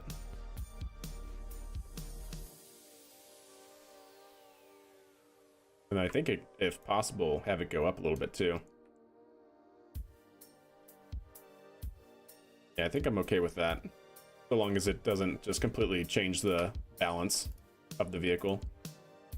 Might even have to make it even more. I wonder if I could just take this back off without having to change everything else.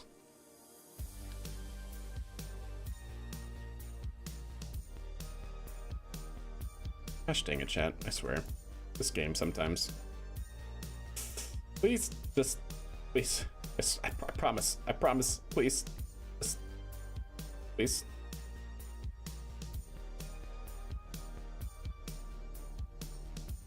I hate that it won't let me change.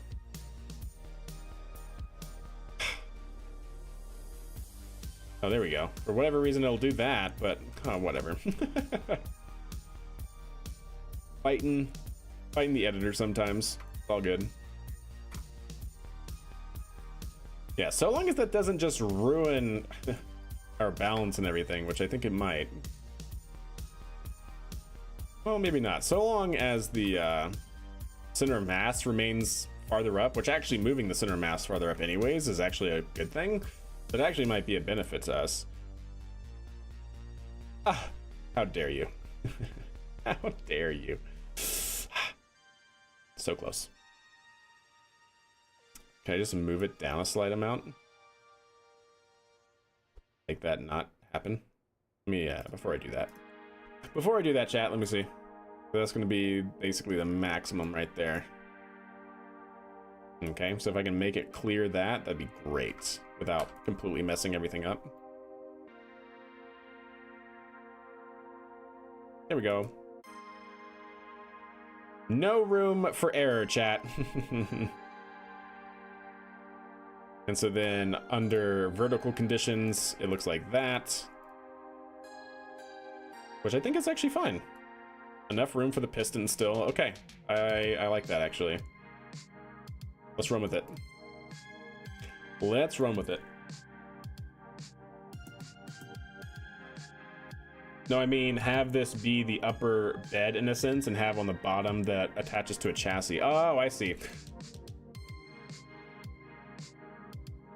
I was kind of envisioning something like this though.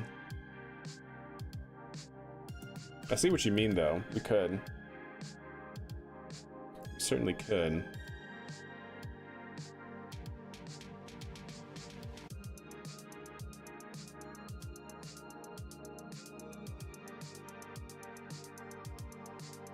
Before I just ruin this, I want to see what happens if I do, what happens if, oh, those are in symmetry right there. Oh, I see. Is it worth doing that? No, I don't think it is. I don't believe that it is. Okay. I kind of like where you're going with it though, Graham. Let's see what that's going to come out to be. The Minerva. How long until launch? 24 minutes. Very nice. Minerva 2 flight ready. SPMT. Yeah, we'll get rid of version 2. That's what this is. Go ahead and delete that. And then go back to our original SPMT. And then, yeah, we can move that up a little bit now and have a chassis for just the wheels and stuff. That actually might be not a bad idea.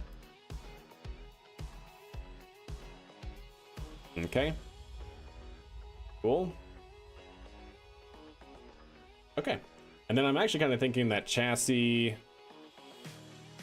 could essentially, how do I want to do this? Maybe just out of these I-beams and stuff. I can actually move this up even more, I think, yeah. Oh, chat, you know what I just realized? I should save some room here for pistons, because I don't think we're going to be able to do this with just a hinge. Also, we're going to need multiple hinges, I just realized. Which is, I mean, it's fine. That multiple hinges is not a problem to do. But to give this thing strength, I think I'm going to need some push rods up front to actually push this up. Yeah.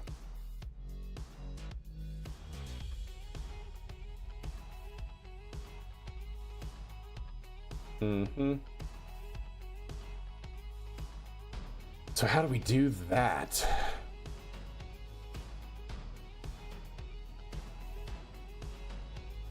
Trying to think about how I want the chassis to fit. Because if we're going to now have the push rods and everything, how does that need to work?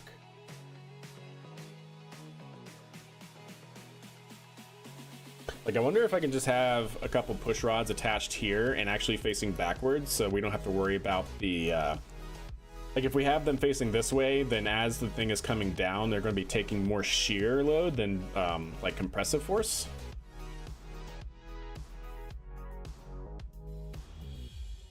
So I'm wondering if actually having them facing this direction instead of this direction might actually behoove us. Yeah, we'll have to see. But then what does that do for our, like, ride height and everything? Oh yeah, this thing now has room to come back. I'm thinking, chat, I'm thinking.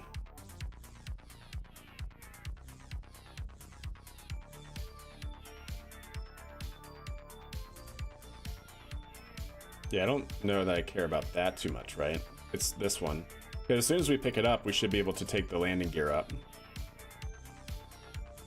And this would be it in its vertical form, if you look at it like this.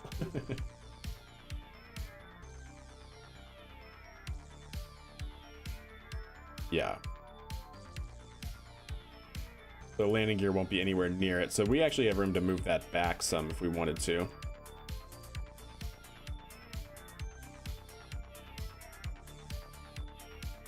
Which I think I'm good with.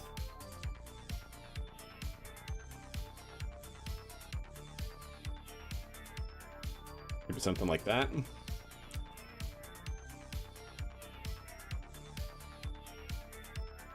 Yeah, perfect. I think that's good. All right.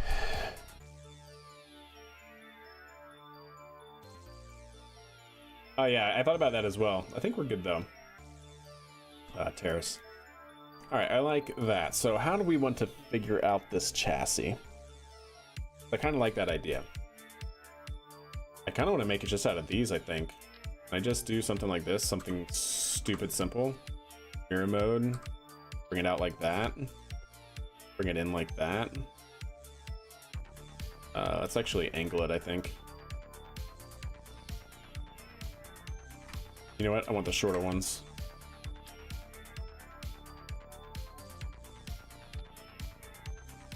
Yeah.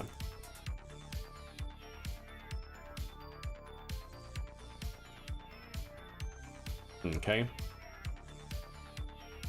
Yeah.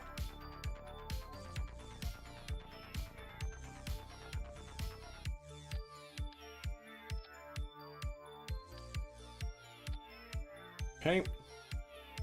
See what that gets us. Yeah, I like that. And then we can move these down.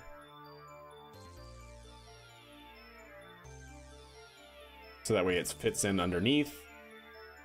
We even make them wider actually, so maybe having the bigger ones actually would be better.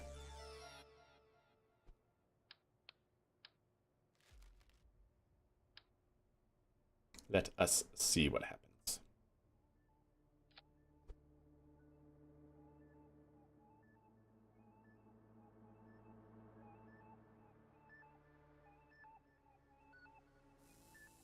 Yeah, something like that maybe. Might fit better. Actually, no, I can move these in where they're touching like that. And then that means that they can come out a little bit. Like that. Move them down where they're like that. Okay.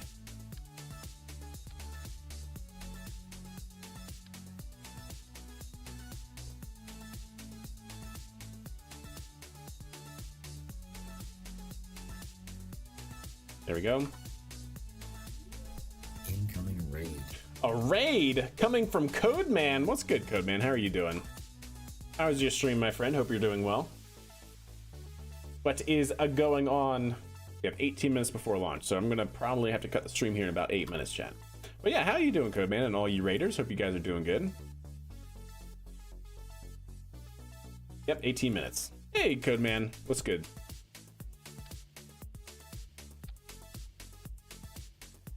And then these can maybe come in like that. And then we should have maybe a short guy. Short guy. Can I actually attach this all the way up here? That'd be great if I could. I don't know if that's actually a good thing or not. But anyways, and then gizmo it all the way forward. Just for aesthetics, chat.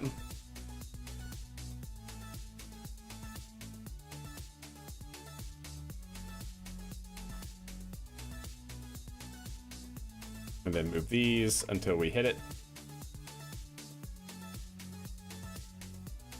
Like that. Nice. And then this can come up. And there we go. Simple. Simple, yet hopefully effective. And then we can strut everything in.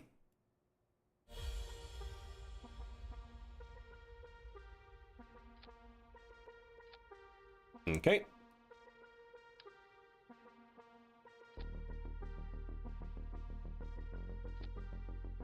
Sure, why not? Just put some loosey-goosey duct tape on here. Not a problem. Boom. There we go. Easy peasy. Are you not covering it? Oh, I am covering it. Yeah. That's why I have it here.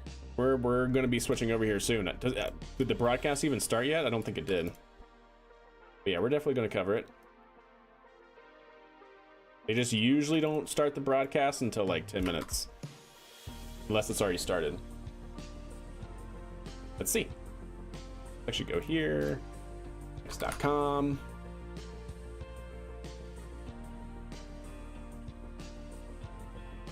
I don't see them live.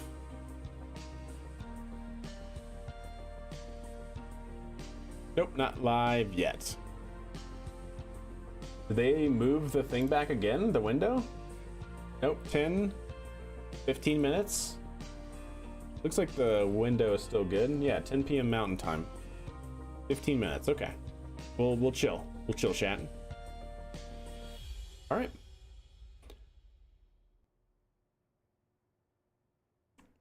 I kind of dig that. The only thing I don't know that if I dig that or not is how then low to the ground is that going to be? That might be fine. We'll see.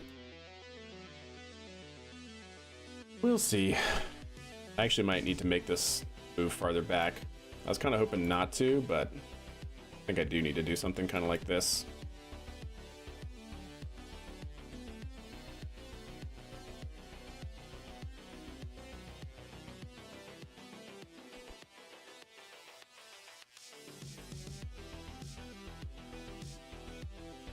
Maybe that can work. I might need to extend that out actually a little bit. Actually, no, I'm definitely going to have to, yeah. Definitely going to have to. Let's do that.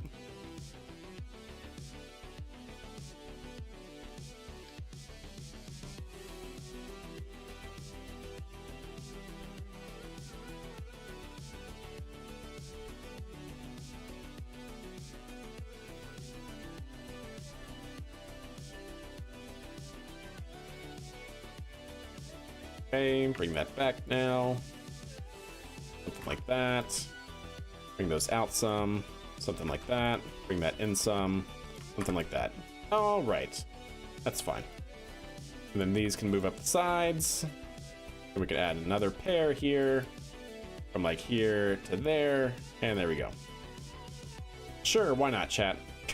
Why not? All right, let's quick check on the SpaceX. Where? There. Aha, we're live, chat. Boom. All right, let's kick it over, shall we? We are going to shut that music off. We are going to hit the save button here on the SPMT. Make sure we don't lose that. That now seems good. We're waiting for music sequence start on the cast. And because we are just 9 minutes away from launch chat, 10 minutes away from launch chat, on the Twitch side, I am going to run a very brief ad break, so that way throughout the entire SpaceX launch coverage, we do not have any ads rolling through from the Twitch side. So don't worry, we're just going to do this before the flight of SpaceX Astranus mission on the Twitch side. I'll see you guys in a few minutes. We should have that rolling. Ah, music loud. There we go. There we go. Put that up, full screen, blam, get it into launch mode. Perfect. Excellent, wonderful, good. There we go, that looks fine. Let's go ahead and change up stuff here.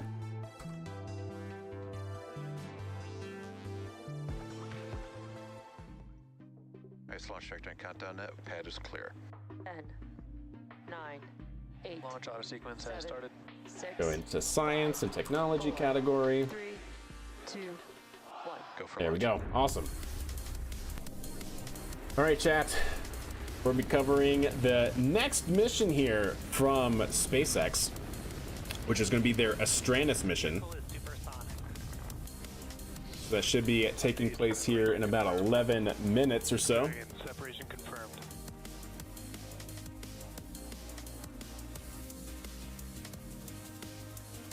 So hopefully we get to see landed rockets for real, though. Landing like that deployed. I think you should just figure out a way to shorten each launch. Wait, what? What do you mean? What do you mean?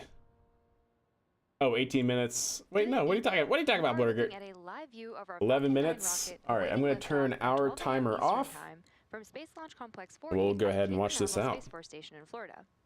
Welcome to our live launch coverage of the Astranus 1 to many. So this is going to be a My name is Somi Srivastava, micro and I'm a structures engineer here at geosatellite, SpaceX, chat, which is based in actually California. huge. This is kind of like one of the first of its kind, if you will. There's been a big push within the aerospace industry on how can we miniaturize things to reduce costs and yet still be able to tackle the big problems of like global broadband coverage, for example, which is why SpaceX moved towards smaller satellites for their LEO constellation. This vehicle is going to be a small, otherwise known as micro, geostationary satellite. So yeah, this actually should be really, really, really cool. So this thing is only like 1,600 grams total, but it's 4 different satellites. So yeah, each one is like a 400 kilogram ESPA class, what's known as an ESPA class satellite, ESPA. So yeah, 4 of them are going to be launched here on SpaceX tonight on the Falcon 9 to head to geostationary orbit, which is actually really, really cool. So yeah, kind of like one of the first of its kind. This is going to be booster 1077. This is the 17th flight of this particular booster. This is actually also, I think it just launched like a month ago or slightly more than a month ago. So yeah, it's going to be pretty good. Oh, you mean huge as in importance? I thought you meant it's called micro because it's like 3 by 3 by 3 and 16 tons. No. Yeah, huge as in a very important high gravity launch, the first of its kind, which should be pretty cool. But yeah, like I said, there's a really big push trying to, especially by the DoD of all entities, the Department of Defense, looking at how can micro geosatellites be utilized to help reduce the ability of adversaries to track satellites in geostationary, to target satellites in geostationary orbit. How can we use them to deploy satellites faster to geostationary? Hey, look at that. See, Look at these. There's 4 of them on a single ESPA class port, or an ESPA ring is what it's called. It's basically a standardized fixture or structure that has different structural ports on the side that allows satellites to fit into them. So yeah, that's actually pretty awesome. Yeah, very, very tiny boys, 400 kilograms apiece. Yeah, so it should be good. Also, by the way, Chad, this is the, I think, 251st mission of SpaceX. Oh, no, I'm sorry. This is the, what did they say? 251st orbital launch attempt. This is the 130th mission for SpaceX in 2024. That's wild. 250 attempts and 130 total missions in 2024. And the year isn't over yet, chat, technically speaking. But that should be good. This is flying out of Cape Canaveral, out of, what is this? This looks like pad, yeah, this is pad 40. So yeah, it should be good. It should be a good ride, chat. 9 Starlink missions. All the way to Geo. After stage separation, it'll head back to Earth, this time targeting a landing on our drone ship, a shortfall of gravitas, which is... Oh, you weren't talking to me. Gotcha, Blurgut. Now, as the countdown continues, let's see from our very good. 17th flight for this vehicle. Let's see what happens. The first satellite was the first of its kind. Small, low cost, high orbit. From higher orbits, you only need 1 satellite. You don't need hundreds, you don't need thousands, you just need 1. But for us, putting up 1 was just the beginning. We are Astronus. Our first product, the Micro Geo, connects the unconnected. The satellites we build are points of national pride. And each one of them connects millions of people to affordable, low-cost internet. But our mission doesn't stop with comms. And it doesn't stop with Geo. We're working with Space Force to bring resiliency What'd I say? to the GPS satellite system. The DoD wants Micro Geo capability. On the moon. And maybe someday we'll even build a habitat that they'll call home. We're the only company building this today. Why? Because space is hard and high orbits are harder.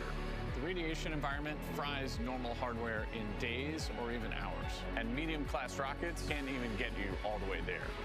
We had to invent an entirely new class of spacecraft. It took us years, but after countless radiation tests and revisions, we made it happen. Nice. That's why we're ramping up production right here in America. We've built 5 satellites, sold 12, and plan to launch over 100 satellites by 2030. Oh, That's yeah. more than the rest of the industry. So they're a combined. satellite bus provider. We are Astronus. We invented low-cost, high-orbit satellites. We're building the future. And we're just getting started. You did a split screen? Yeah, nice.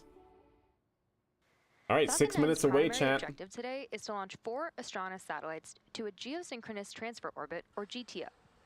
After liftoff, about a minute into flight, the rocket will hit max Q, or maximum dynamic pressure, where the vehicle is continuing to gain speed as it passes through the thick lower atmosphere. After about 2.5 minutes, Falcon 9 will arrive at its second major All that flight you're seeing there is milestone, the end condensation cutoff, from the or rocket, MECO. because it is being filled with very, very cold liquid oxygen.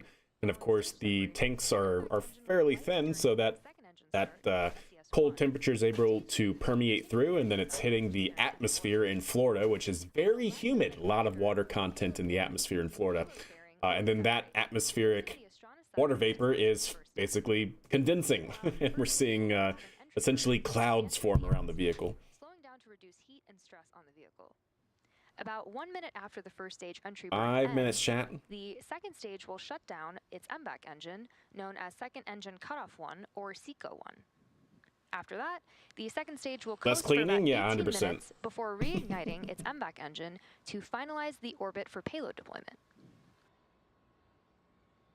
Falcon 9 tanks are pressing for strong back retract. But then they would be Coming up shortly, the transporter in erector, direct also butting known heads as the with strong Rocket back, Lab or with their carbon TE, fiber. as you just heard over the nets, will retract away from Falcon. The Florida TE is the humid? large Shocked thrust Pikachu structure you face, see I know, there right? Standing right next to the rocket. First, we'll see the clamp arms opening around the second stage, and then the TE They're will talking about slowly these pull things away right from the here. rocket. So these are quite And so literally all little that will be clamps coming that up just in go about around the top of the 15 rocket just to make sure 15 everything is seconds stable. And then once they get closer to the retract, oh, we should see these open up here. The Strongback is designed to transport, raise, and support Falcon 9 There at they launch go. pad using umbilicals or flexible lines to route the vehicle's fluids, power, and telemetry from the ground systems to the rocket and payload until Falcon 9 There's the switches other to one. internal power. And so now that the vehicle is now basically unclamped from the top, the entire Strongback that you see right here is going to start retracting back a little bit. Can't wait for Neutron to launch? Yeah, me neither.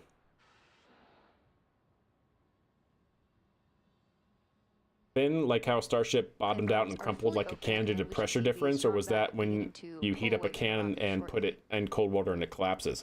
Implosion versus explosion? Now, at this point in the countdown, both the first and second stages are nearly fully loaded with 1 Yeah, I think it's more about pressure buildup and then it liquid popped. Oxygen. Both the What you're first talking stage about, and second stage should Harry. finish propellant loading about a minute apart from each other, with the first stage finishing up at around the T-3 minute mark, and the second There you go. stage You can see the finishing around Strongback T-2 move minute back mark. ever so slightly. Very, very slowly. You kind of look at this point here, it's starting to move backwards. Yeah, super heavy, I got you. I knew what you were talking about, though. What it's doing there is called pressure management.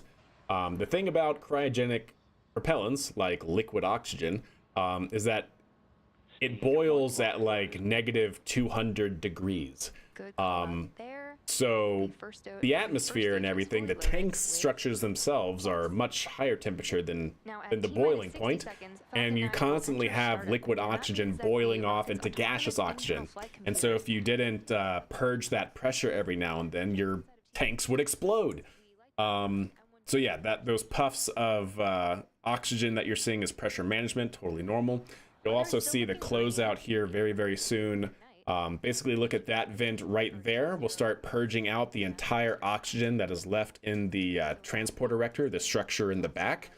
Basically making sure that you don't leave cryogenic boiling off oxygen next to a big hot rocket engine as it takes off.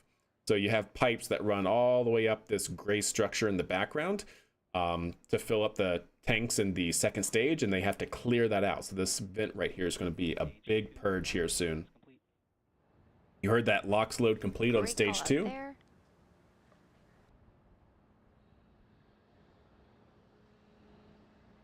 And now we wait, chat. 1 minute.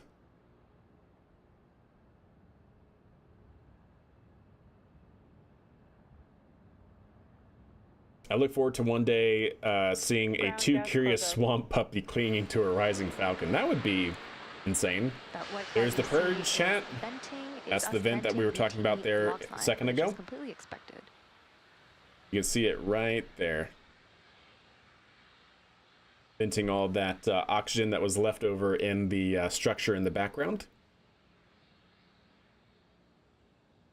And we should hear on the tick over from T-minus 59 seconds that vehicle is in startup. Falcon 9 is in startup. There we go. So that means that the flight computers have full control from here until launch. Autonomous internal flight computers have taken over the launch countdown. So now humans are basically out of the loop. They can still stop things from happening. Has given the final go for launch. But the flight computers actually have the autonomous control. The launch of Falcon 9. 30 seconds. T-minus 30 seconds.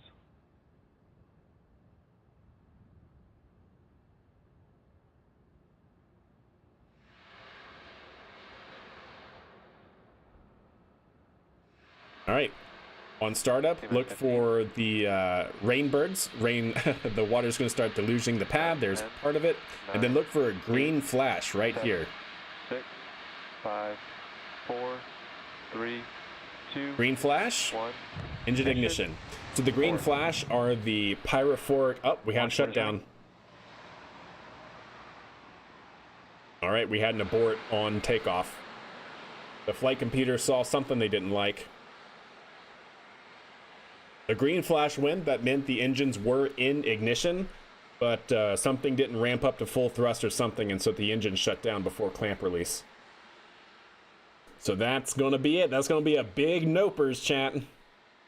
Big nopers today.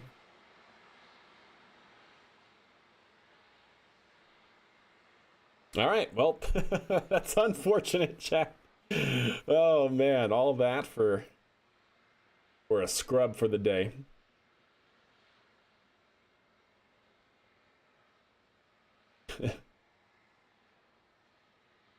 Yeah, the flight computer saw something and they were like, nope, not going to space today, no. Not going to do it. Yeah, look, we saw the green flash.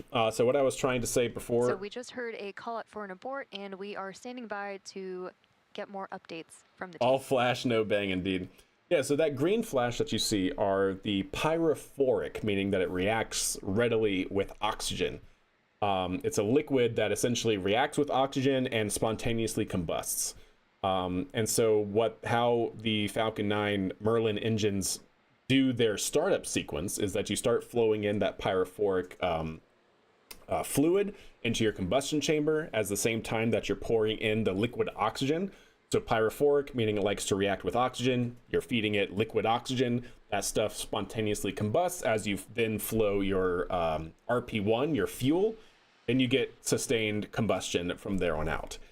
So that green flash meant that the engines were in startup, that the propellants were flowing into the combustion chamber, but either something during the actual startup sequence, like the engines didn't ramp up to full throttle or something like that. There was maybe an off nominal combustion chamber temperature or an off nominal thrust output. The vehicle shut down automatically. So, which is actually really cool, right? Like that's something the vehicle has done in the past when a Merlin engine is out of sequence. Like if you don't have all 9 Merlin engines 100% rated power of thrust on liftoff, the entire system will shut down before the launch clamps release. All of that happening, within half a second or shorter of a time. So yeah, now the vehicle will be saved, and we'll wait to see if they give us the reason. At this point, the launch was going smoothly. For this happening. No issues. What's up, John? As we loaded propellants, all system tests and checkouts looked good, and everything was go for an on-time launch. At this time, it's too early to speculate on a potential root cause, and I'm hearing from our teams we likely won't have more insight in the next few minutes. So at this point, we are going to end the webcast and allow our teams to focus on troubleshooting. It'll take some time to figure out exactly what happened, but keep an eye on our website and our social accounts, and we'll share information as it becomes available. Thanks for tuning in, and as always, we appreciate your interest in SpaceX and your ongoing support. All right, well, back to some Kerbal Space Program, I guess, chat. Yeah, so a little bit of a bummer. Didn't get to see the launch tonight, but that's how it goes sometimes, chat. That is how it goes. KSP time, yeah, we'll get back to some KSP. So yeah, we'll wait to see what happens. It's happened in the past where they have said the reason was a Merlin engine not ramping up to full thrust. That can happen just because it fails to ignite, or it doesn't have the computer. Basically, the launch clamps, right, are set to release at, let's say, 1 second. So if your Merlin engines, which are basically in their startup at T-0, doesn't reach 100% power of thrust on all engines within that 1 second period, then, the abort is called and the engine shut down, as just an example. But that has happened in the past where they said one of the engines just didn't get up to full thrust. Not that there was anything wrong with the engine, just that it didn't have enough time to hit that mark for whatever reason, right? So yeah, we'll see. We'll wait to hear from them on what the issue is, and I guess go from there, chat. All right, that looks pretty good. Let's outfit this with wheels. I'm gonna have to put some mass in here as well, I think, depending. You know what? Let's actually lift this up. Can I? And then can I see just where our center of mass is? Okay, that's actually not bad. So if I can put wheels in the back here, like all the way into the back, that actually should be fine. So I actually might want to bring this frame all the way out and square it in the back. And then that should give us plenty of margin. Make sure we can verticate this thing. So how do I want to do this? We're going to want to do this. Move it out like that. And then do this. Move it out like that. Yeah. Something like that. And I think that should all be aligned still, just not the front anymore, because we're going to have to move that back and in some. If I can do that until that hits that mark, move it in some like that, and move it back one more tick. And move it in one more tick like that. Perfect. So that should be roughly where it was last time. And then let's get one more of these cross platforms here. See what we can do. How fast can they swap out an engine? It's a good question. I don't know. Pretty quick, but it'll probably take them a few days, like 3 days or something like that. Maybe a little bit longer, maybe a week. I don't actually remember the last time it's happened. It has happened where they've had to because of an issue like this. But, you know, it wasn't down from what I remember to be months. It was down to be, you know, a week or something like that.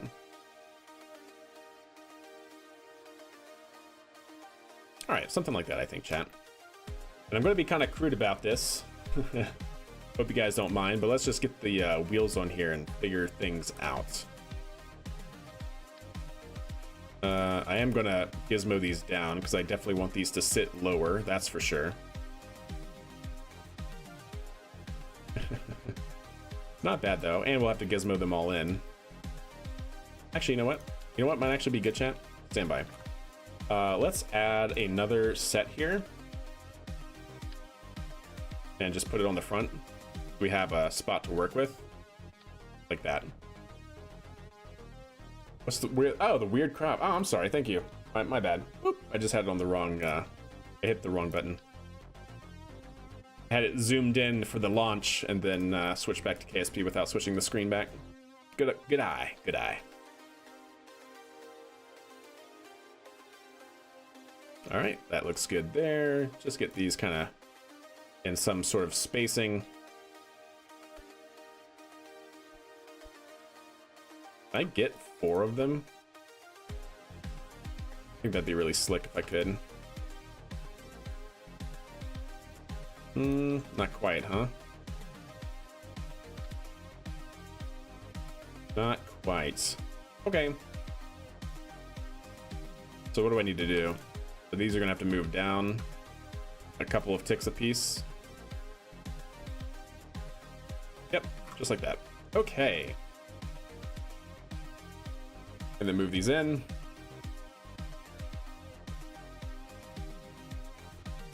Actually, not quite that far. One out.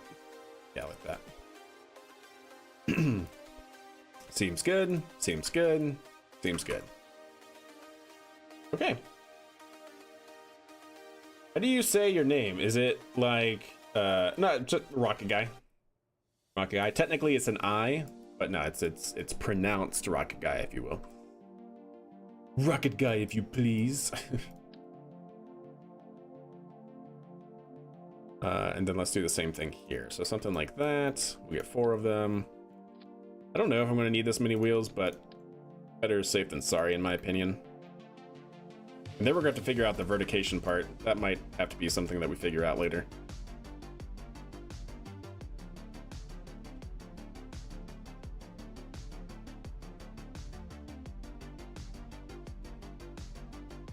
Oh, but that needs to be moved back another tick. That's right, and that's right. Okay, cool. And now they need to all move in. Something like that. I need enough wheels to be able to handle this whole thing's mass, but that remains to be seen.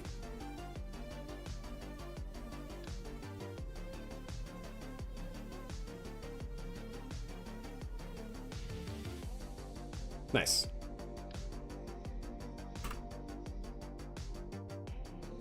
Oh, I see, Chad. I should definitely take off the back. That's what I should do. So that way I can grab it and then it should align like that. Yeah, there we go. Now we got a good sub-assembly going. Perfect. I love these tiny wheels for this massive rocket. Oh no, chat. I mean, just my goodness. A centipede, yeah, indeed, basically.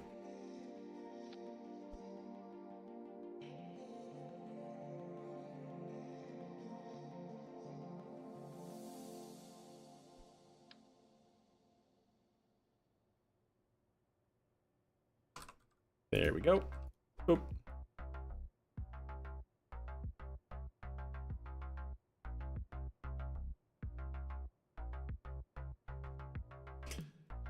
All right. That's, I don't know about this, chat. I don't know. That's gonna roll. I hope so. How much mass are we talking about here? Oh yeah, a lot of parts, by the way, too, chat.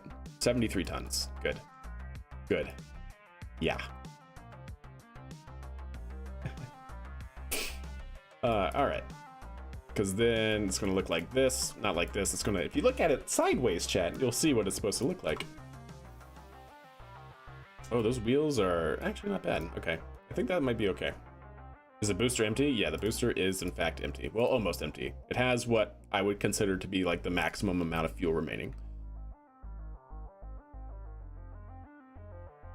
And so what does that center mass look like? Oh yeah, plenty far forward, which is good. Yeah. Okay. I'm happy with that.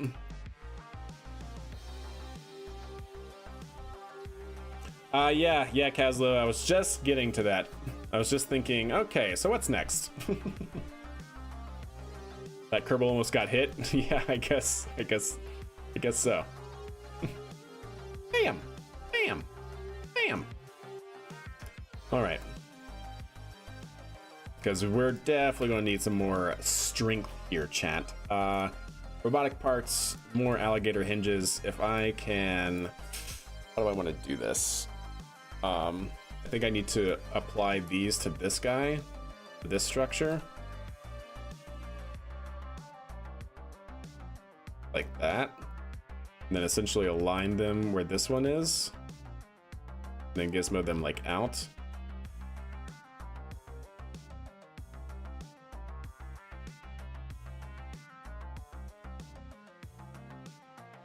Yeah. Then if I close, see, that needs to be no more than 90. So something like that, right? And then if we take some struts and we actually physically strut this part in to here, it should actually act as if that is connected, like the center one is. So hopefully, hopefully that will work. We can also overclock these as well, which we'll probably need to do. All right. So now we need to figure out how are we going to add struts. Don't know. Not struts, pistons. Don't know off the top of my head.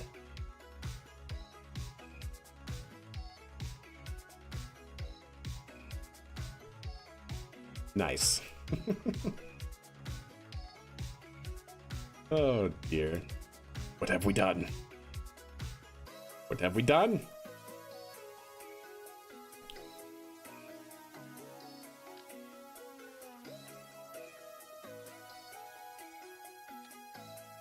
Probably should strut this, right? Just saying. Yeah, probably should do that.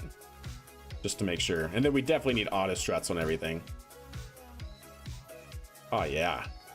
Put those auto struts in there.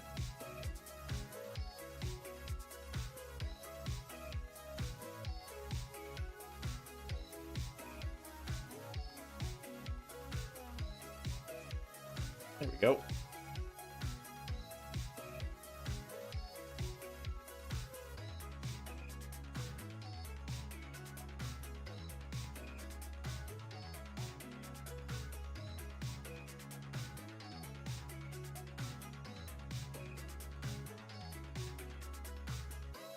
Anyways. Hey, what's up, Hallinger? Doing pretty good. We are working on reusable rockets now. So that way we can save more of our monies. That's the goal anyways. More of our monies. The Chamberlink problem? Hell yeah, Hellfish. Awesome. Good to hear. All right, that seems fine. We're gonna have to add pistons here as well. Yeah, you know what? I wouldn't mind trying to see if we can do it with just these. I'd be curious. Be curious to see. Because if we can, then brilliant. I don't think we can, but maybe. Maybe that's easy enough for now. We'll have to see. Yeah, let's overclock it and see what happens. I think that's I think that's what we're gonna do, chat. Overclock. Robotics. Cow controller. Single cow controller. Single cow controller. Where do I want to put that single cow controller? Somewhere that's reachable. Yeah, on the back of you. Perfect. There we go. So now, if we go into Open Editor, this is going to be a hinge overclock. Yeah. Good. Add action groups. We want this guy. Torque limit. Good. And this guy set to torque limit. And so now if we take you and we increase you up like this and increase you up like this. Perfect. And then how much torque is that? 216%. So now we can go ahead and copy and paste. 216% apiece. There we go. This thing needs batteries, chat. Yeah, we need batteries. No. Lots of batteries. Many a battery, chat. Many. I should have added that to the wheels here. Whatever.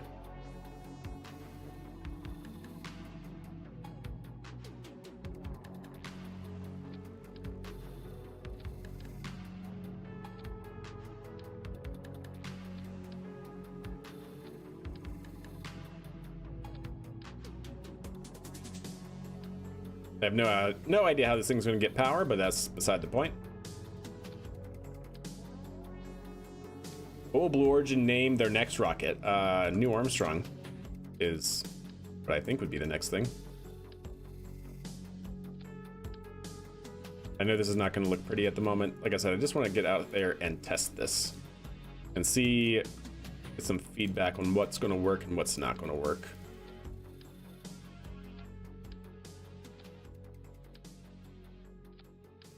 Lots of battery power, though.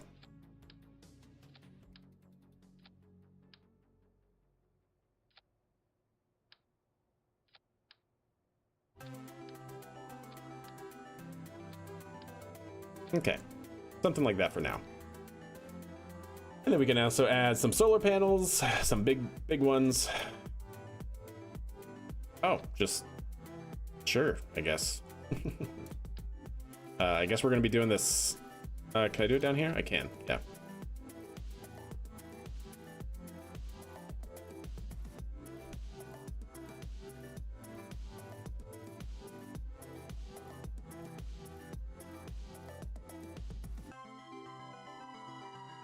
Yeah, we'll do with that. We'll run with that. So that should be able to get power in the daylight.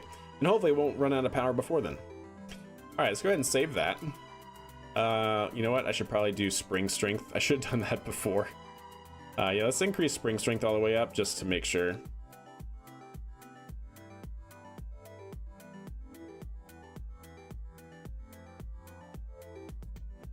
Should have done that before, chat. Oops.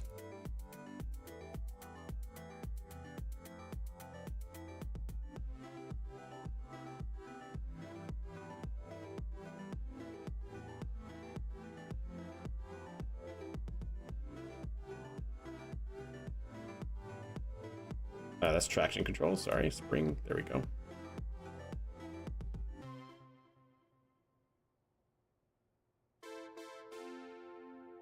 Okay, looking good. Looking good. Looking good. Getting there. Might be too much, I don't know, we'll see.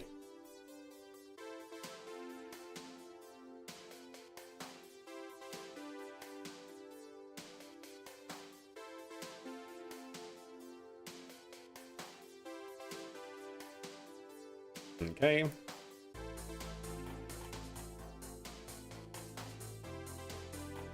Okay. Good. Now the last thing, chat, that we're probably going to want is, let me add this part, same vessel interaction. And then let me add one of these, a couple of these parts. Just 2x symmetry, please. Thank you.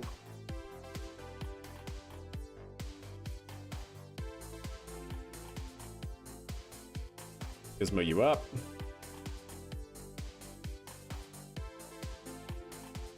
Okay, basically make sure that they're touching.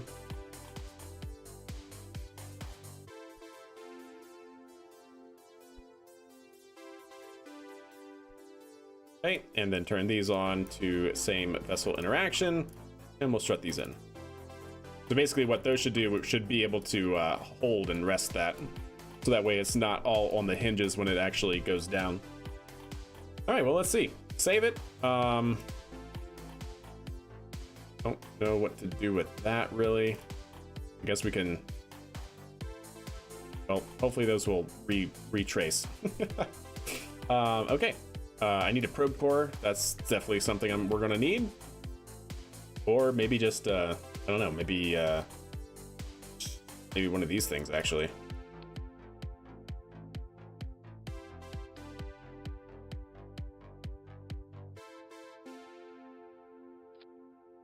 Perfect. Perfect, chat. Yes. Oh no.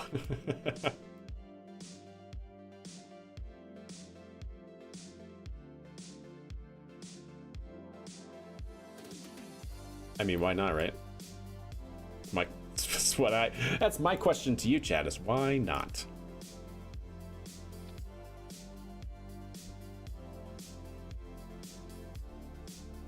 All right, cool. You know what? Let's stick another solar panel up here as well. Actually, we can get a couple. Actually, yeah. No, let's definitely get a couple. There we go. It's an abomination, but it's fine. We're just testing. All right, well, let's see what breaks, chat. Let's get Chief. Chief Engineer seems like he's perfect for the job.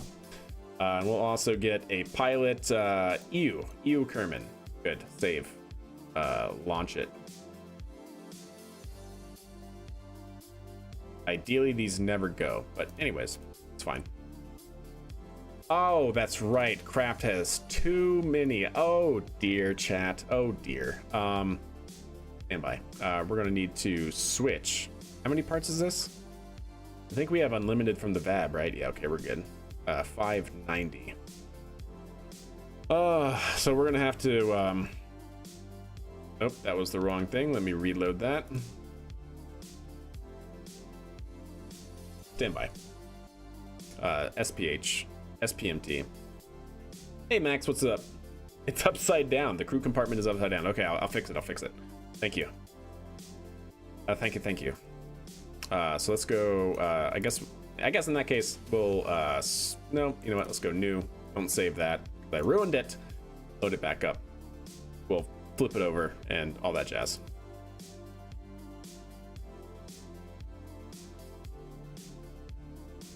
SPMT. There we go. Very close to 900. Hell yeah, we're getting there. So you said it's upside down. It most certainly is upside down. I thought it was weird. I totally did not register. Totally did not register. There we go. I was like, yeah, it's kind of weird that it has a hatch on the bottom, but it's because it doesn't, I2. All right, move that there like so. Does that get to the back? It does. Very nice. Okay, there we go.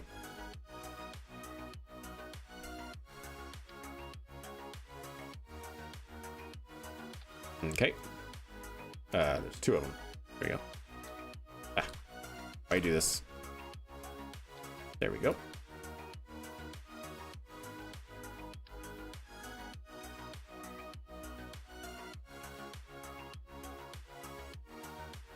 You know what? No, I don't want to add anything up there. Okay, save it.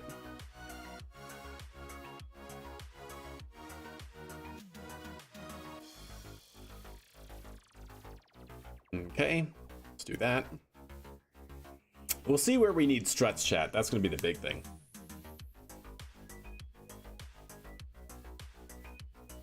Do they behave the way that you expected when it verticates? That's true.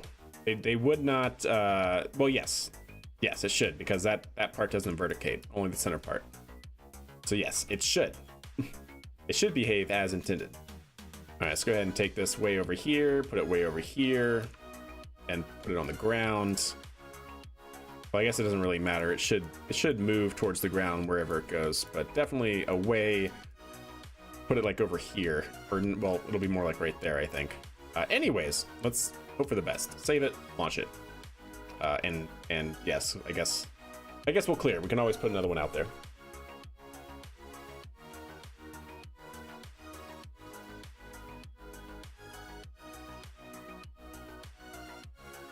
All right, there we go. Let's see what happens.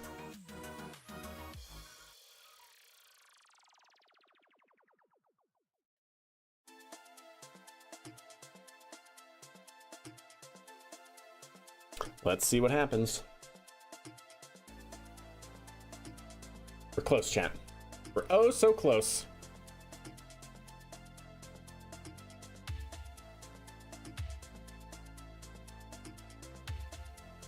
Come on, you can do it. I know, it's like 700 parts or whatever it was. You can do it, you can load. I believe in you.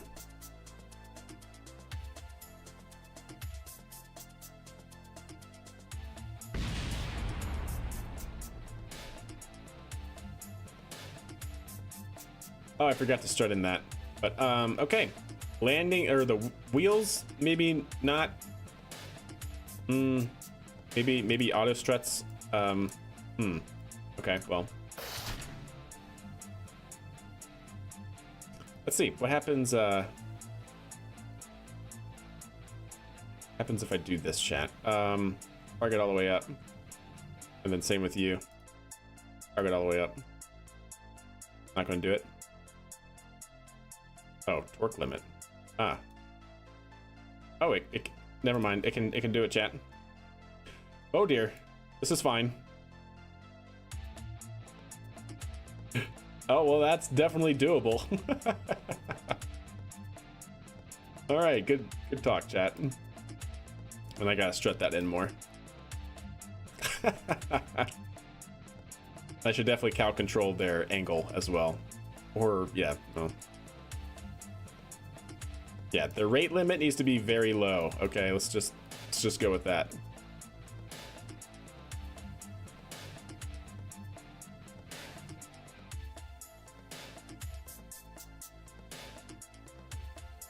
This is fine.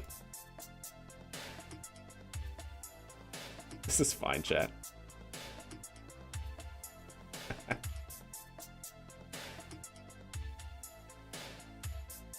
I mean, it works. Does that help? Works like a charm, exactly. That's how SpaceX did it. Oh, gosh.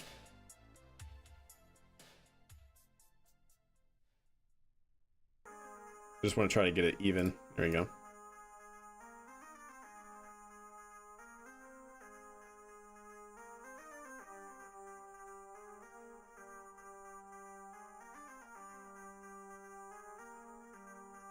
I mean, it's doing it, chat.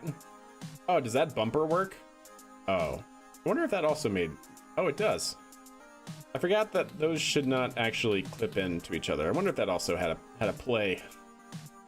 Okay, a few things at play, chat. Yeah, a few things at play.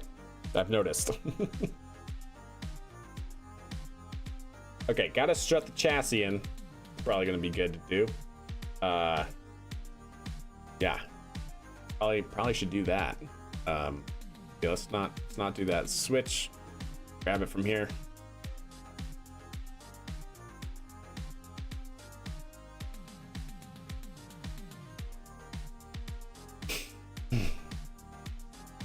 Should definitely auto strut the chassis.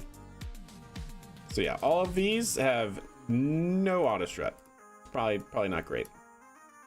These are just hanging. Essentially. Yep, that looks good there. Oh, that is the root part. Gotcha. Okay.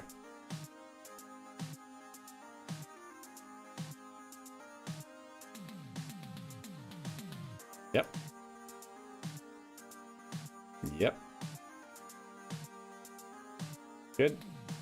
These cannot be clipping into each other. That's bad. Okay. Very nice. What else, chat? What else? All of this as well. No, that's grandparented in. That's grandparented in. These guys maybe. Yeah, probably should do that. Yeah, let's do that. And these guys can be grandparent. This can be grandparent. Then this guy can be roots, or heaviest actually, and then this guy can be root. Actually, no, let's make that grandparent. Yeah, then that's root. Okay, that hopefully will be better. Why are you using the Lunar Rover wheels and not the rugged wheels? Because those are locked behind the highest part tech tree, and we're in career mode, and I need 16.9 million Kerbucks to get those parts. That's why. Actually, I need more than that, but yeah, that's why. Were the wheels too weak? The wheels might be too weak.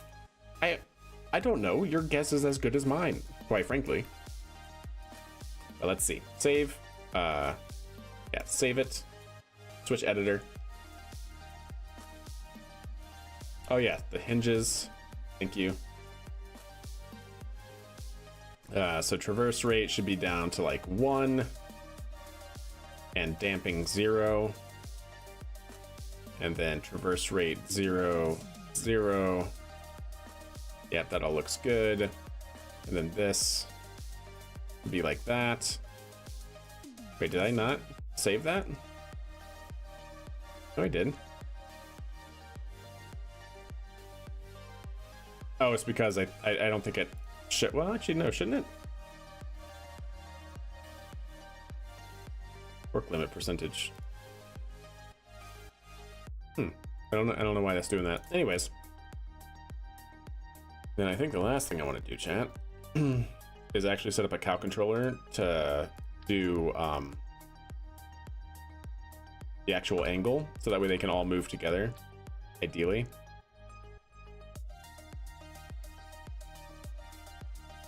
That's going to be target angle, and that's going to be target angle.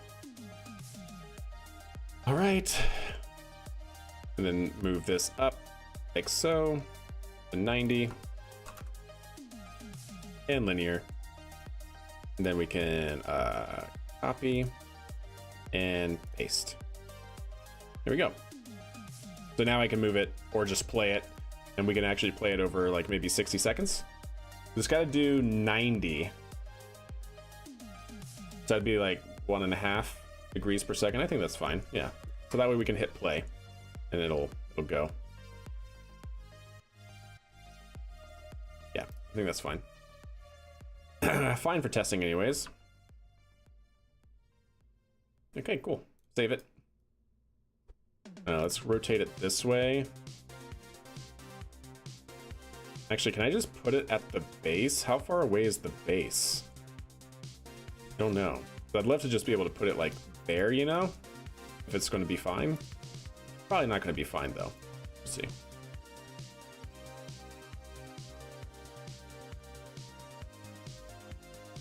Oh, okay, Doc, gotcha. Yeah, we'll see if it's a wheel problem. It might be. Like, I might not be able to do this way, at least.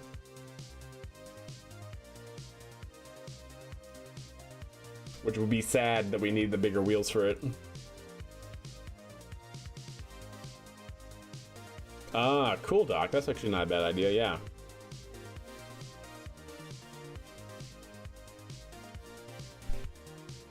Oh, we're okay. Well,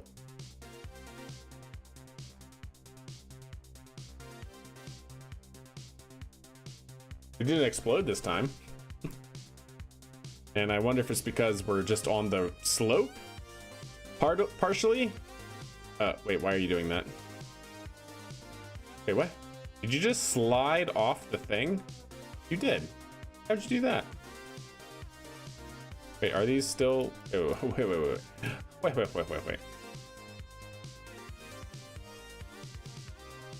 Oh yeah, you are.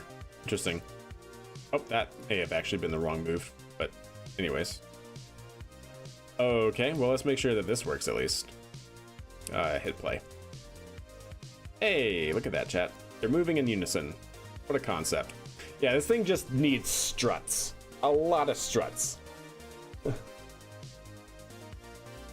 So many wheels are dead, yeah. But hey, look, it's going, chat. It's doing it. And we're moving. Yeah, going up this incline, not recommended, chat. Not recommended.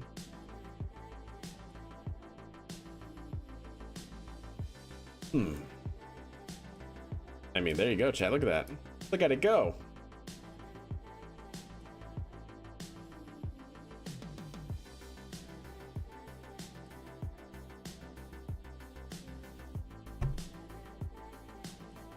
As it's twisted.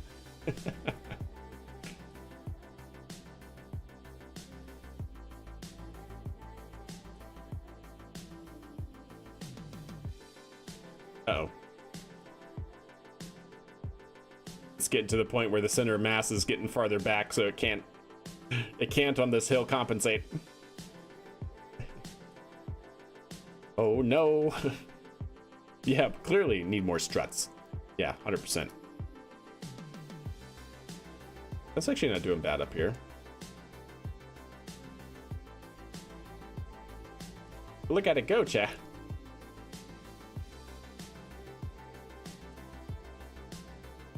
What happens if I just go yeet?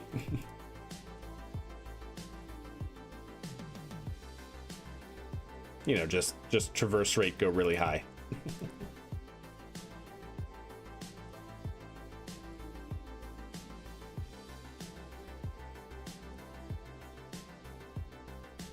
Okay, we're sliding. This is good.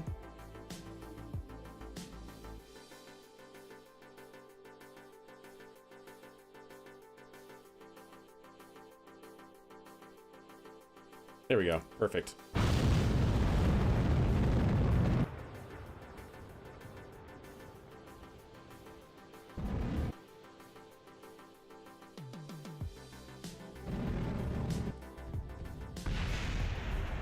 Perfect.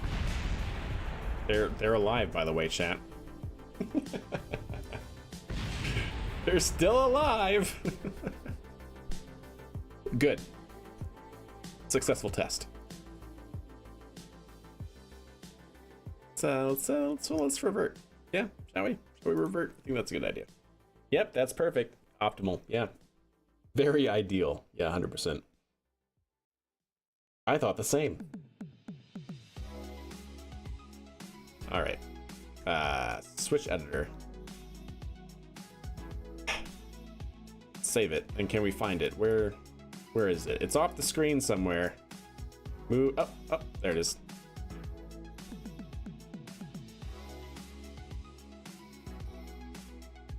All right, so there's some things that don't have struts I've noticed. Those all have struts, but they're not strutted to anything. Ah. Yeah. I just need to strut all of them into heaviest, I guess.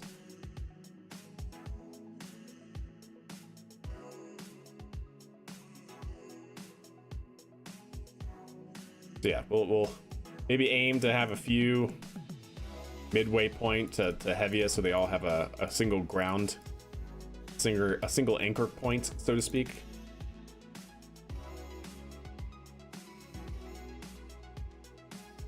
Yeah, I think that's probably good.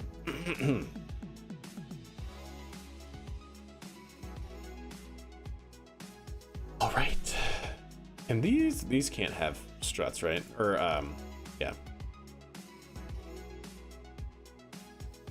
Okay.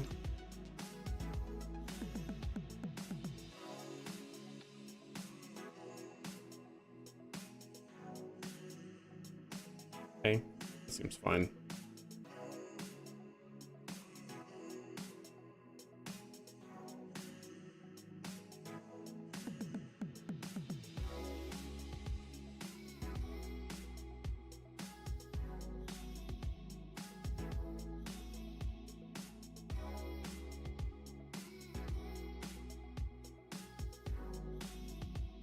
I kind of have an idea, chat. I want to take these as well. This is going to be another crude way to do this, but curious to see if this will work, despite it being a crude design. Take you like this, take you, move up like so. Gizmo you sideways like that. Backwards, please. Gizmo you up. Can I create a track system for this?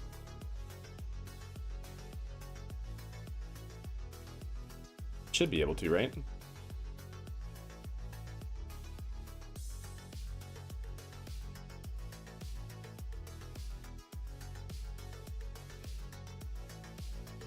Just out of curiosity.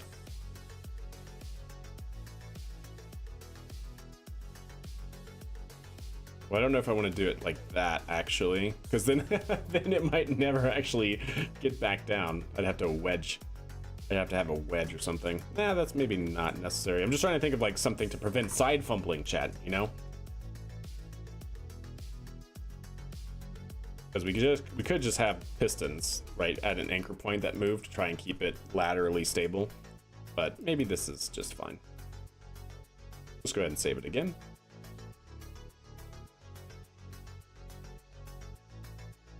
And then you, let's actually have you set to traverse rate of like 2. That way you can actually match the cow controller. And if we want, we can go a little bit faster. There we go. Save it. Okay. Was there anything else? We fixed the auto stretch problem. These I can move down a little bit here like so. This one, right? That's it, yeah. Okay. I can add another one down there as well, actually. Maybe that would be good to have another pair of these on the halfway point.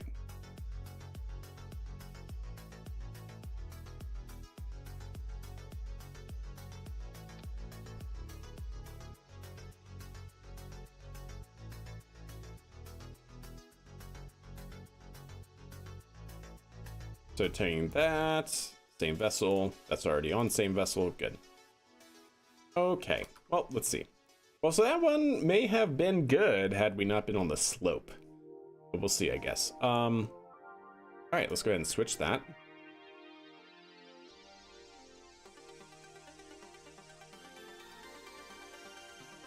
Yeah, I don't know names. I used to do this with the crane. You just gotta gizmo it far enough off the pad so that way it doesn't actually interact with anything. Because there is, you know, that space right here. We have a lot of space off to the side of the pad, and so if you can actually gizmo it off, and it'll be in that space. So you just gotta find the right gizmoing. Actually, where did it go? Uh-oh. Well, we're never finding that, chat. We found it. Here we go. Save. And launch. We'll see. Which building that looks like a non-conventional rocket? Yes, we're building an SPMT, or a mobile transporter.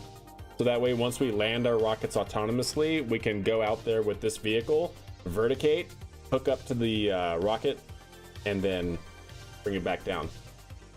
So that way we can then drag it over to like a crane or something that can then pick it up off of the vehicle and actually put it onto a pad. Something like that. Something like that.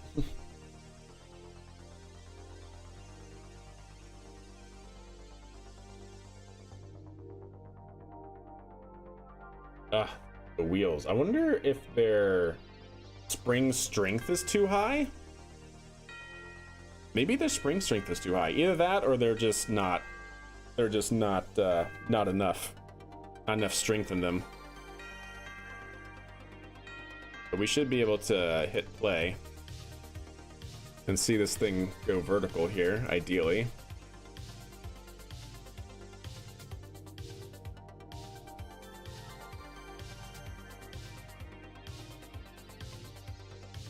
Yep.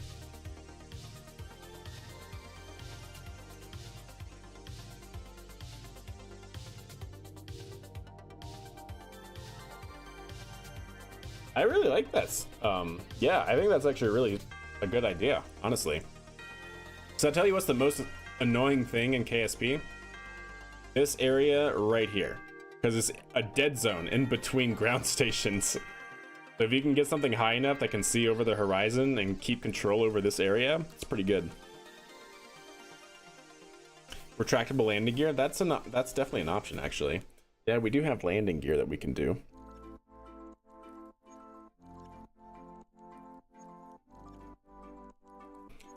Yep, we do. It just kind of sucks because, like, I don't want to have to use the landing gear like that, you know?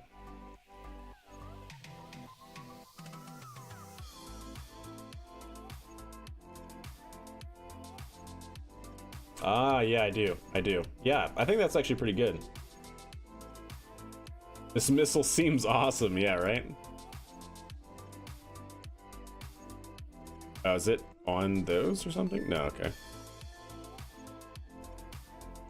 We're almost there. I mean, in theory, it works, right? And that was actually better. It all held together better. But the wheels are either too weak or the spring strength is too dang strong. So let's revert. I'm going to reduce the spring strength a little bit to see if it's that, which I don't think it actually is. It actually probably just needs the landing gear wheels. That actually probably would be the better solution, or probably the solution that would actually work. Anyways. Yeah, let's see. Let me actually bring that over here.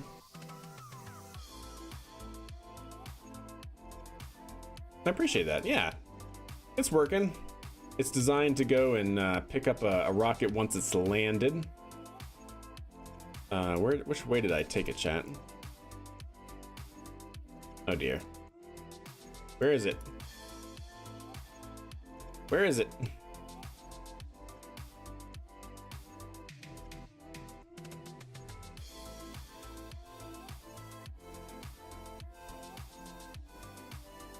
There we go. Just move that back to the center. Okay. So I wonder if what we can do now, chat, is take some of the landing gear that we have, like these guys, the medium landing gear, and put them here. I wonder how many we're gonna need. Ideally not that many. Just to help take the load. Because we can then do something kind of like that, where these hopefully then won't get compressed too much. I don't know. We're kind of having to make things up as we go right now. But yeah, ideally we can do something kind of like that, where now these landing gear, which are definitely a lot tougher, take the brunt of the load, and then it reduces the load on all of these very weak rover wheels. Potentially. We'll see. We'll see if this helps at all as is. Let me actually, while I'm at it, go here. I want spring strength. Just max that out for now, just to make sure they have maximum load capabilities. And then hopefully they're still low enough to where they'll compress and these wheels can still touch the ground so we can still drive. That's kind of what I'm hoping for anyways.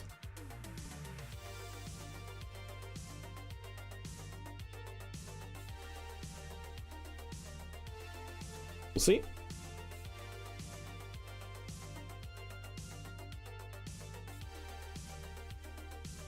We were going to use pistons to lift the rear end as it deploys. We thought about that, but we actually found out that they weren't necessary, really. Surprisingly, the hinges that we have are able to lift it no problem. Oh, you're talking about pistons, to raise it up vertically. I thought you meant pistons to raise up the arm. Yeah, I gotcha. Yeah, so we need something that allows it to still move. That's the thing. Like I do actually envision that we'll add pistons to it so we can raise and lower the ride height. That seems, I don't know, actually. Actually, is it just, what's going on, chat? Because now the aircraft gear are fine. The aircraft gear, maybe we just use aircraft gear, chat. Oh, there we go. Yeah, we can, oh, there we go. We just had to pop enough wheels and then it works. How about that? Yeah, we just had to pop enough wheels, chat. That's all it was. Now the frame is bent from doing that. Wait, why? Is it because of this? Wait, why is the frame bent? What did you do? What is it caught on? Are these friction pads just not allowing it to slide back? Is that what's happening here? Oh no. All right, well, let's see what happens. So we hit the brakes, right? And then we should be able to take you and play.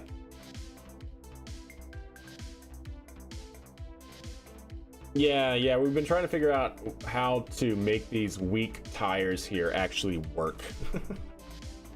Because yeah, they're not doing great.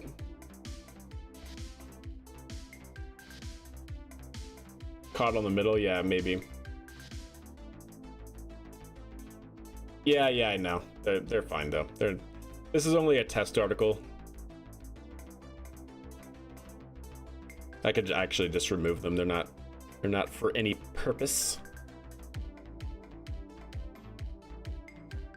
Wee bit wobbly. Yeah, a little wobbly, but that's also because it was kind of glitched out from the wheels and everything. Like now it seems to be fairly straight. It's wiggling a little bit. We'll have to add pistons. Oh. Well, that actually might be why. Are there really only 4 wheels? Okay, no, there are more. For a second I saw this and I was like, are there really only 2 wheels on the entire left side? But no, we have more on the inside here.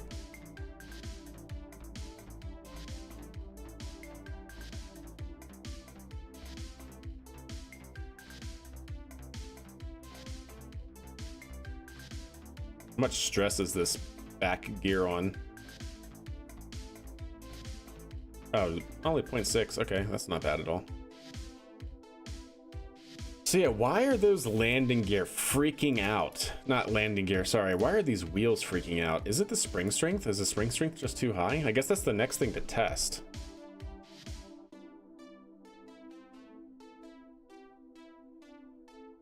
Oh, interesting. Are those actually off the ground? Those are off the ground. So is that not high enough? That might not be tall enough. Okay, well. Interesting, because now we should be able to undock. Uh-oh. What'd I do?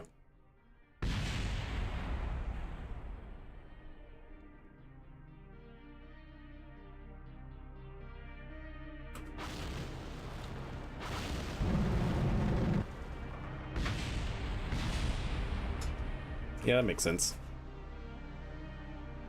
That makes sense, chat, I guess.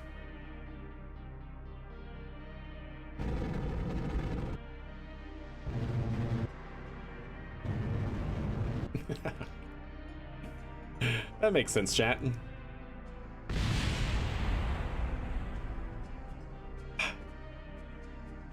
The Kraken has been released. Yeah, exactly. The Kraken has definitely been released. Okay, couple things here. Revert to vehicle assembly building. What do we do? What do we do?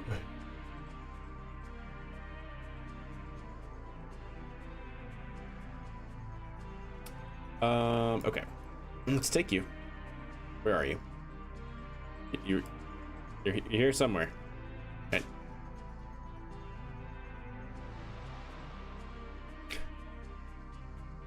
Look for the highlighted part. Oh, there it is. Got it. Nice. All right, save it. Switch editor. I'm gonna see if I can't reduce the spring strength on these a little bit, perhaps, because I don't know why they're exploding when these guys should be taking the brunt of it. drop them down to 2 here in the back.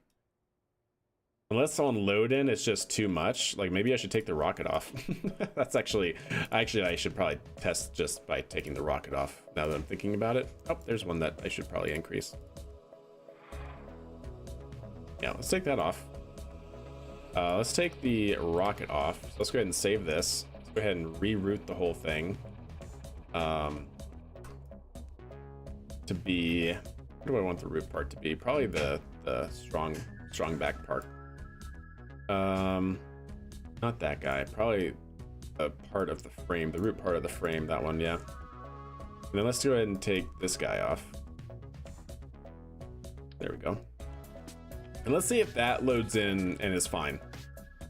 Because if so, then great. Also, I think I need to flip these around. So that way the friction part is not upright. So that way it actually allows the thing to slide a little bit. Okay.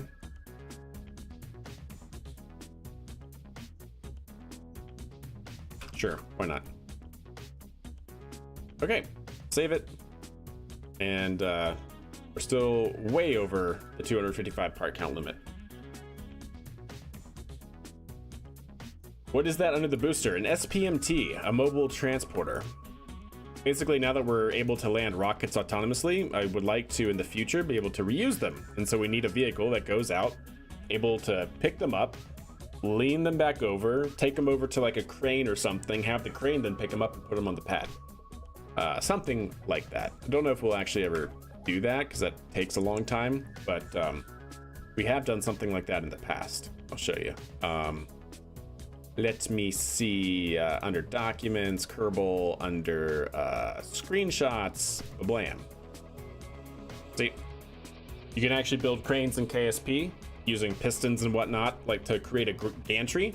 And then we would drive, this one was a lot smaller than the one we're working with now. We would literally have a truck with a trailer, and the trailer would be backed in. The crane would be attached to the forward section, basically the payload attachment fitting of the first and second stage, and then lift it up and put it on the pad. It's like this. And then we can do the same thing with payloads, lift the payload up, put it on top of the second stage, and so on and so forth. Yeah. We could do something like that if we wanted to, and that's what this vehicle is going to hopefully help us with. And launch it. May I post a clip I made of your kinetic launch? Yeah, by all means. I think you should be able to post clips, no problem. But if not, then I'll give you a permission. It's one of my own. Yep, we built that crane from scratch in our last save. It was a while ago. I think it was it early this year or was it even last year that we used that crane? I don't remember. Actually, yeah, I can see the, when was the screenshot taken?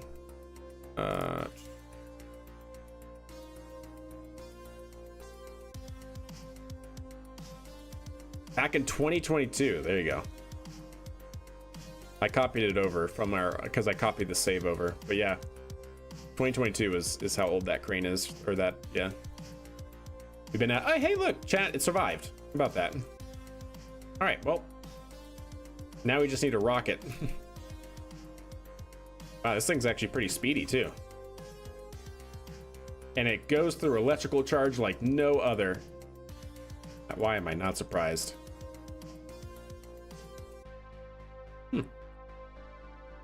Good times. Oh, you got purged. Sorry about that. So the bot is a little bit too restrictive. But yeah, I got you a, why can't I? Please. Please. Please. There you go. You can repost that for everybody. Oh, we broke something. Oops. Oh, yeah, those are not super happy. Yeah, so they're just not super happy about it. Just gonna put that out there. I kind of hate it. I could actually probably lower that a little bit as well to allow the landing gear to take more of the mass load. But fair enough.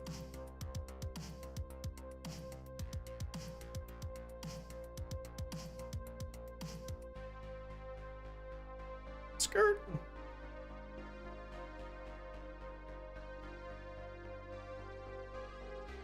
Well, I mean, at least this works as is, but we got to get a We gotta get a rocket over there to test it, yeah?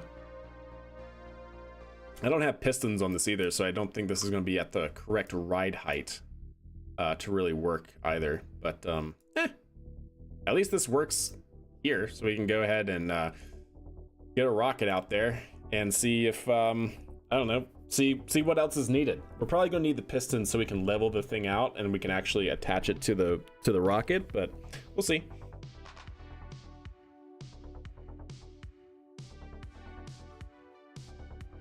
The stream goes on, all good, all good.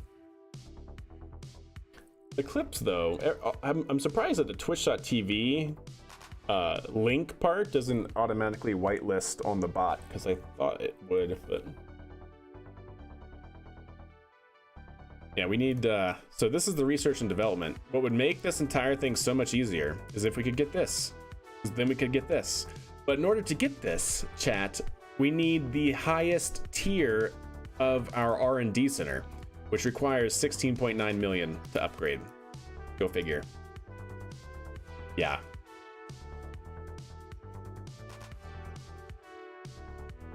Go figure.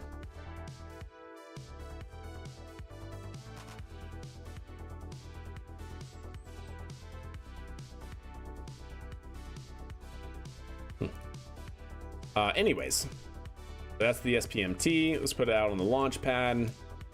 Let's go with the flight ready system, launch it.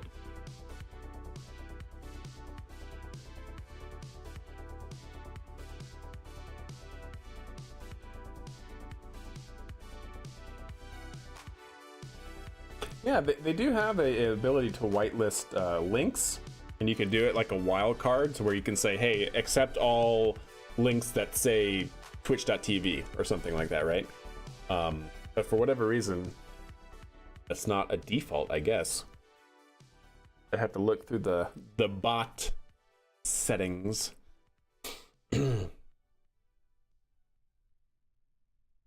Might need to whitelist the channel. Maybe. Yeah, I'll have to look at that. All right, chat. Well, let's go ahead and launch it, shall we? And there's our SPMT in the background. I wonder if that's going to explode when we get into physics range again.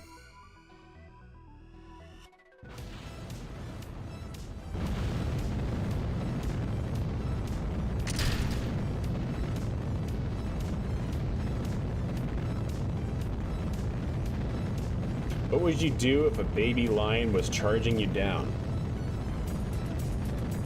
Well, I just have to run faster than the person next to me, so.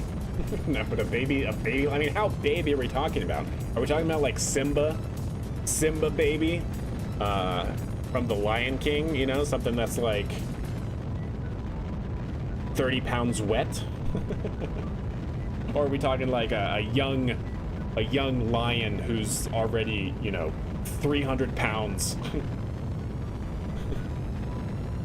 and can probably kill you? Like how baby are we talking, you know?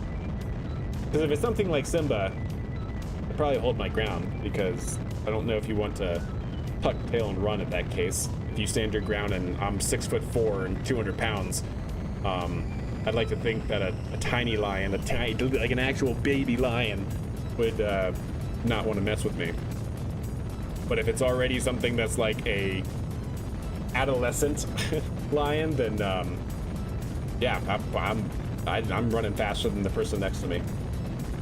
80 pounds, 4 months old, and around 4 feet long with head to butt, or 7 feet long with tail fully stretched out. That's making it tougher. 80 pounds, 4 months old. It's tough to get a visual of like how big that is. I feel like you stand your ground though, in that case. And are there other people around as well? Or is it just me? It's just, I'm the only one there for whatever reason, and the lion's coming at me. It's 80 pounds, right? Like I'm 200. I don't know. I don't know enough about lion anatomy to know when they become like actually deadly. You know, it might hurt. Not gonna say that, but is a 80-pound, 4-month-old lion or whatever a killer? I have no idea.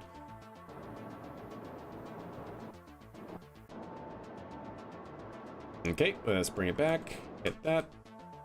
Whoops. Bring it back. We're heading too far down range. Stop it, please. Thank you.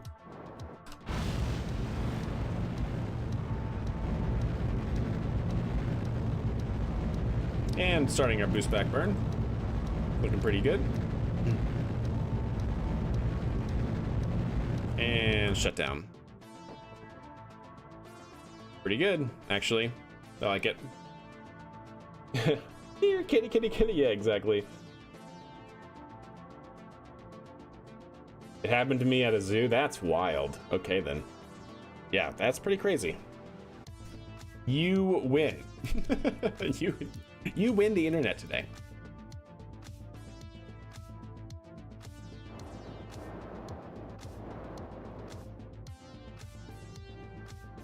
Ah, interesting.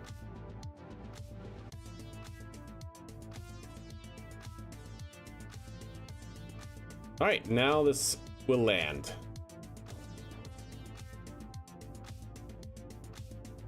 So we have our 2 attachment points here for the SPMT, so we'll have to see if that's going to work. Wow. Yeah, that's a pretty crazy story, for sure. That's an awesome one to have, so long as everything is fine. Put that out there.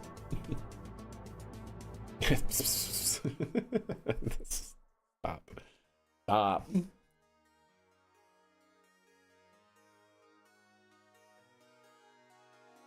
Might not be. So what is the picture of? Let me ask that, because and make sure it's on Imager. Yeah, if it's something on Imager, and then let me know what the actual picture is of, and you're not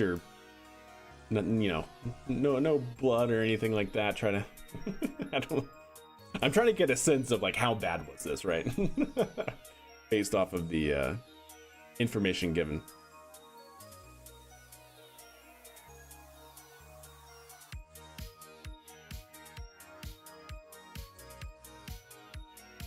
Can you put it on Imager just for ease of sharing?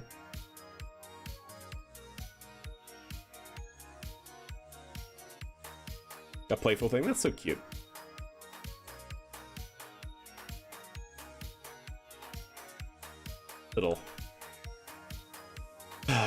Little killer machines. Oh, perfect. Brilliant. Boop. There you go.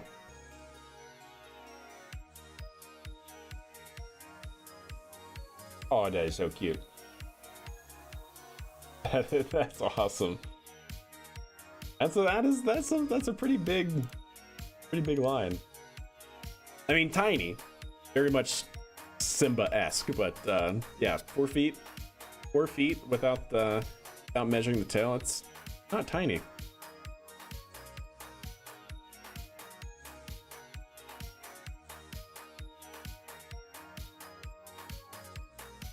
Hey, what's up, Pandorific? How are you?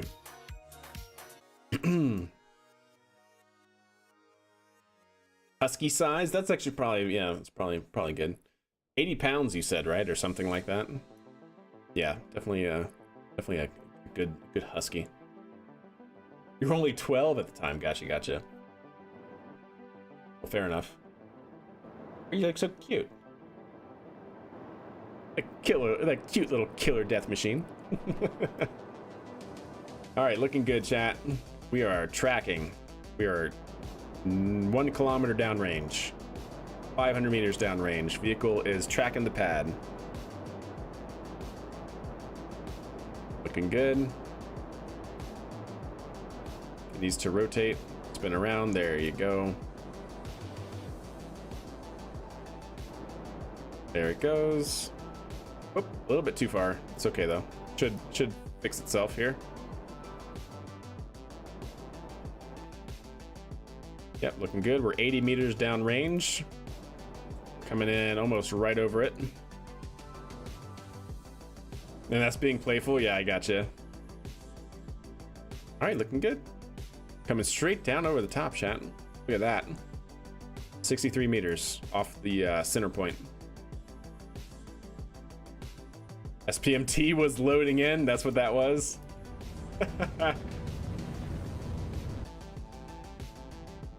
Oh, there it is.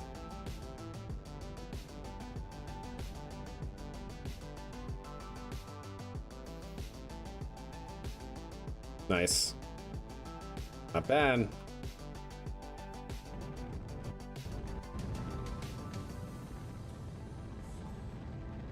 And touchdown.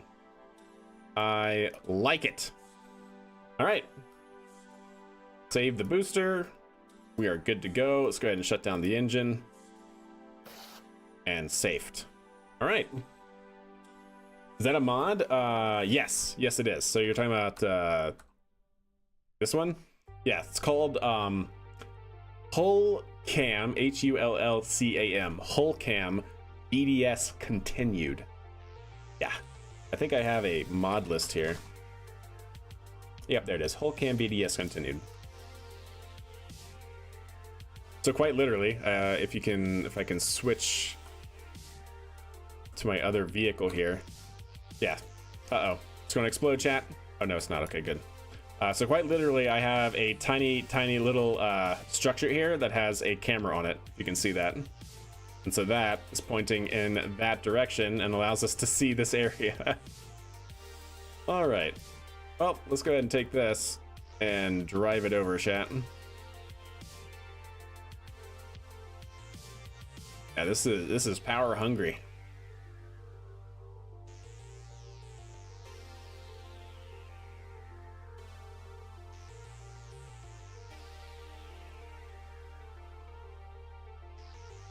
I love all the popped wheels. Yeah. Hopefully we can fix that in the future.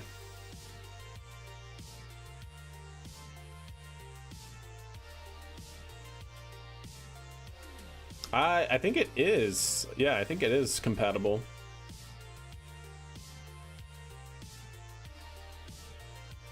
Oh, I gotcha. No, yeah, it's like a little ship. So you can have them everywhere. I have another one looking at this pad over here.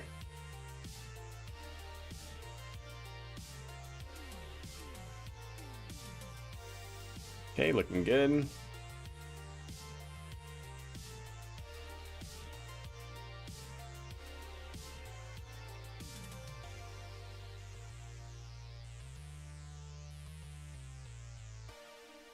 Probably want to throw down a quick save. You're probably right. Oh, I can't do it over a moving surface. Gosh dang it. Well, we'll get up to the rocket and then I'll do it. So which side do we have to come in on? I can't do it while I'm moving over. Okay. Not this side, the other side. Okay. So I see our logo here, and the docking port should be on the other side. Included tracks and stuff, that'd be really good, yeah. Caterpillar, something, yeah. I know what you're saying. Bets on cracking anyone? Probably, yeah. Yeah, let's go with that. I'll take that bet. Definitely Kraken. I agree. I agree with that bet. The steep inclines, yeah, they can be a real tricky one to get around. The biggest hurdle of your Rovers, for sure. Especially when you make long vehicles like this that you're trying to pick vehicles up with. Like, nope. Try again. All right, well, that's what we got to aim for right there, chat.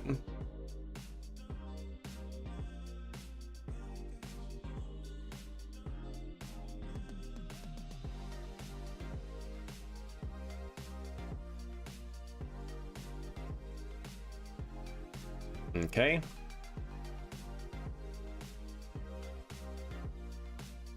We'll take this. Try to get aligned the best that we can without going over this hill here. That's going to cause us more issues. Time for a 40-point turn. I think only a 3-point turn. Should be all that's necessary.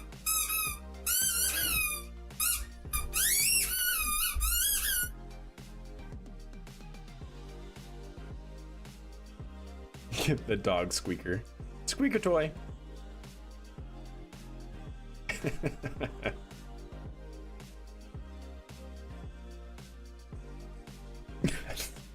Found the squeaker. Yep, all the squeaks. And that one's super loud, chat. Like, I don't know how loud it came through over the mic, but that That squeaker toy of hers is like, I don't know how it doesn't hurt her ears, because it hurts my ears when she squeaks it.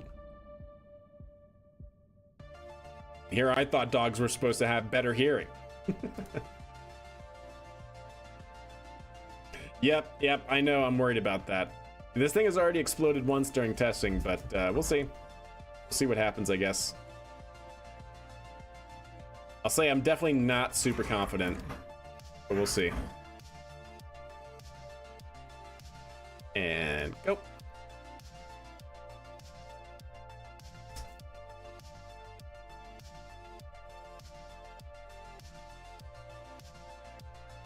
Yeah, that's true. That's true. I think there is for this one. I don't know. I'd have to check, because technically, shouldn't that only matter for the parts that are here? Because I don't think the hierarchy changes past the robotic part, right?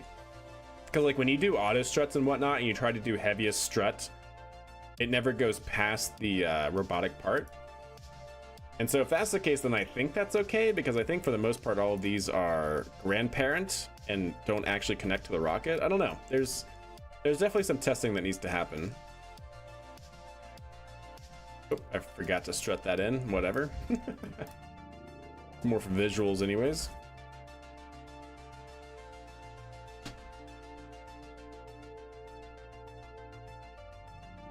Becomes a combined part once you reload. Ah, I did not know that. Okay. Fair enough. Yeah, well, we'll see how this handles it. The tires. Oh, interesting. I was looking at my dog. Where did you get a squeaky toy? Yeah, my bad. My bad. He's in full play mode right now. Rocket Gal is entertaining her. All right, let's go ahead and see if we can't get this lined up. This will also be a great test to make sure that this thing can remain relatively stable despite us moving.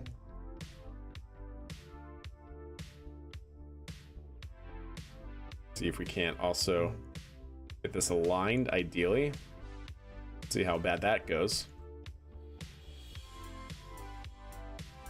No, I gotcha. I actually understood what you're saying. But yeah, happy Friday, huh? Awesome.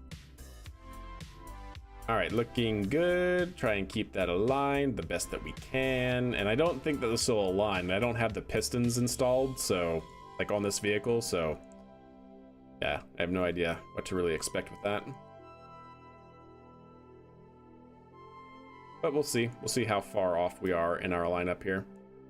Oh, not actually that bad, chat. Interesting. I wonder if I could lower the landing gear a little bit so it sits a little bit lower and we could actually dock. And then watch this thing explode, I'm sure probably instantly. Okay, we're about to have contact. We already have contact at the top. And not quite yet on the bottom. Okay. Nice. So then, just out of curiosity, chat, if we go here and bring this extension back a little bit, and same with this one, right? And then let's just go ahead and bring this, sorry, unlock. Wait, what? Wait, what? Oh, okay. Wait, no, it's locked. Oh, of course, chat. I'm so silly. Stand by. Where is that activated cow controller? No, I don't think it's that one. That's the overclock, right? First stage overclock. I have a cow controller that's spamming the lock function that I need to stop. Maybe that's it. Yep, that's it. Pause. Very nice. Good. So now, are all these unlocked? Yep, that's unlocked, that's unlocked, that's unlocked. Now we can unlock these. That's all unlocked now. Good. I think. And then let's just take the traverse rate way down. Holy cow, that could have been really bad. Wait, why doesn't this... It's not It's not locked, right? I am confused why that one doesn't give me that menu, but whatever.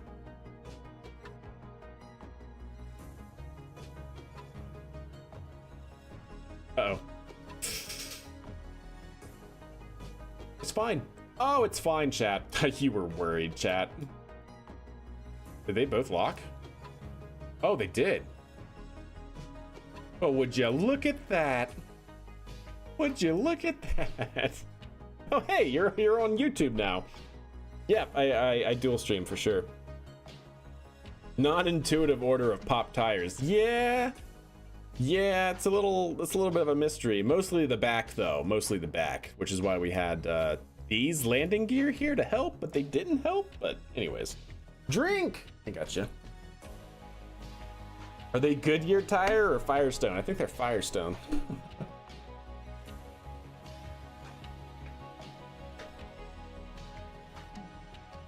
Whether I had recovery hardware to my rockets, it has payload mass issues. Ah, I gotcha. Yeah, it can definitely be. You can trim rovers. Yeah, we did. We tried playing around with some of that stuff, but it wasn't enough because we're using the very weak rover wheels, and I don't know. We have to play around with it a little bit more, so that the rover pulls back as you disconnect. Oh, I see what you're saying. Yeah. Let's see. I want to go reverse. And can this work, chat? That's going to be the key. Can this work? I hope so. Play. And then if we are able to just unmotorize those. Yeah. And then unmotorize that.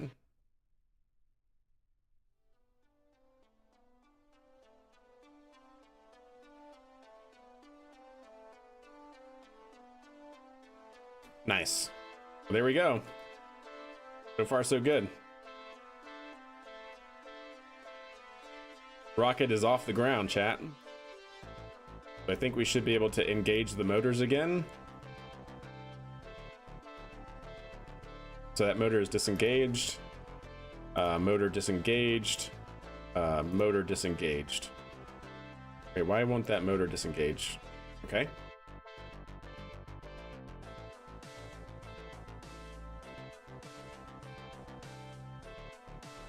There we go.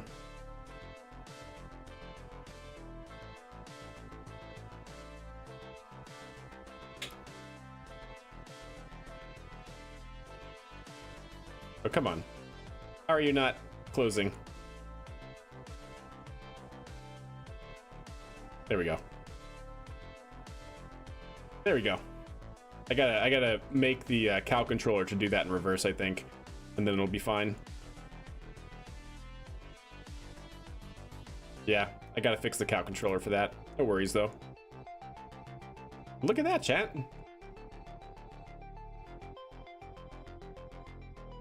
The rules allow fundraising from chat could be interesting.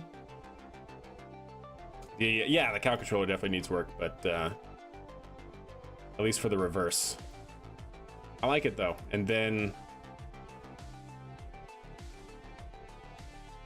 it moves.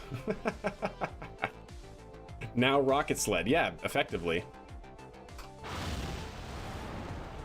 Yes, now rocket sled. And we're running out of electrical charge very quickly here.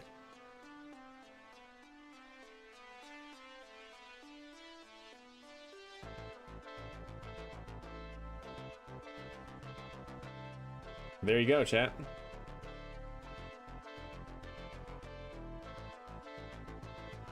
I can add stabilizers so that way it doesn't move horizontally in the track.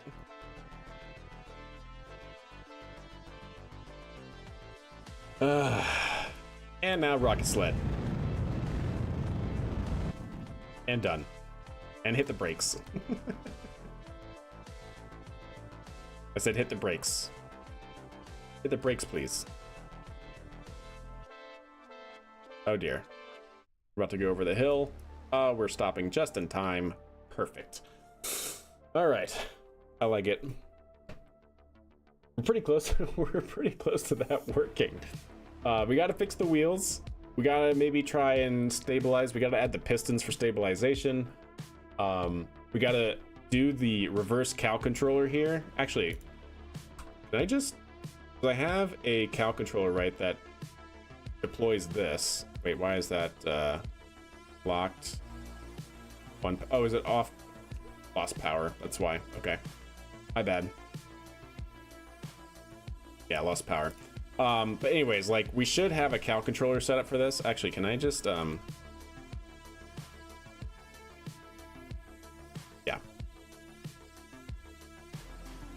So how are we on electrical charge now? Yeah, we're full. Okay, good.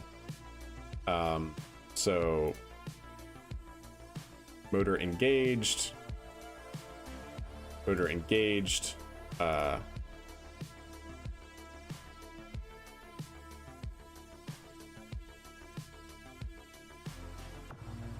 Yeah, traverse rate just needs to be higher, that's why.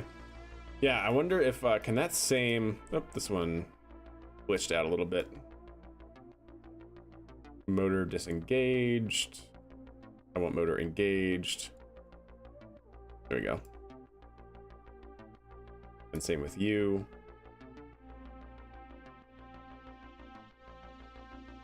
Because it's being pushed by the pistons and whatnot. Oops. I'm just trying to fix this so we can test it or something. You really don't want to go... You really don't want to lock into place, do you? Oh well. Not important. But yeah, I wonder if the cow controller can be used to go back. That'd be actually really nice. Yeah. That would actually be really, really good.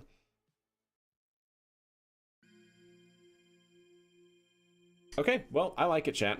Yeah, let's revert to launch, recover, and we'll go from there. I'm rigorously rewatching and studying the Super Heavy's IFT5 descent profile on ChatGPT. That's awesome, Fazbear. Nice. Are you planning on restocking an upper stage, and how close are we to a drone ship recovery? Drone ship is unfortunately still very far away. In terms of like recovery operations, like actual recovery operations, I feel like we can do that fairly quickly because I already have everything that we need to do that now that we have the SPMT working. Just take some finagling from here on out, because essentially we already have built and used and tested this crane. I don't know if it needs to be taller. It might need to be taller because this vehicle in the background here is larger than this one, so it probably has to be taller. But yeah, essentially we have a crane that we could then drive our SPMT up to, hook up the crane to a forward attachment point on the booster, lift it up, put it on the pad, and then we should be able to do the same thing with the second stage and whatnot. So there's a little bit of tweaking that we have to do and some modifications, but for the most part, if we wanted to, we can probably get right into it. But yeah, it's not bad. Not bad at all. But anyways, chat, that's going to have to do it for me. That's going to do it for the streams tonight. So I hope you guys enjoyed watching. I'm going to revert the rocket here and all that jazz. But yeah, unfortunately, we did not get to see a SpaceX launch tonight. We'll have to stay tuned to see why SpaceX had the abort that they did right on liftoff. Literally at T+1 second, we had a shutdown and an abort. But yeah, I like where this is going. We figured out our code for autonomous launch and landing. We figured out our SPMT for the most part. There's some tweaking we obviously have to do there, but I think it can work. And yeah, I think that's good. What is the name of that rocket? Which rocket? My rocket? Minerva. Minerva is what we call the rocket in the game there. But yeah, so next stream, chat, might not be until Monday. So I hope you guys have a good weekend. If I don't see you, definitely join Discord, ! Discord, to see when I go live. And until then, chat, enjoy the weekend. And if I don't see you earlier than Monday, yeah, we'll be back here Monday. So anyways, have a good night, everybody.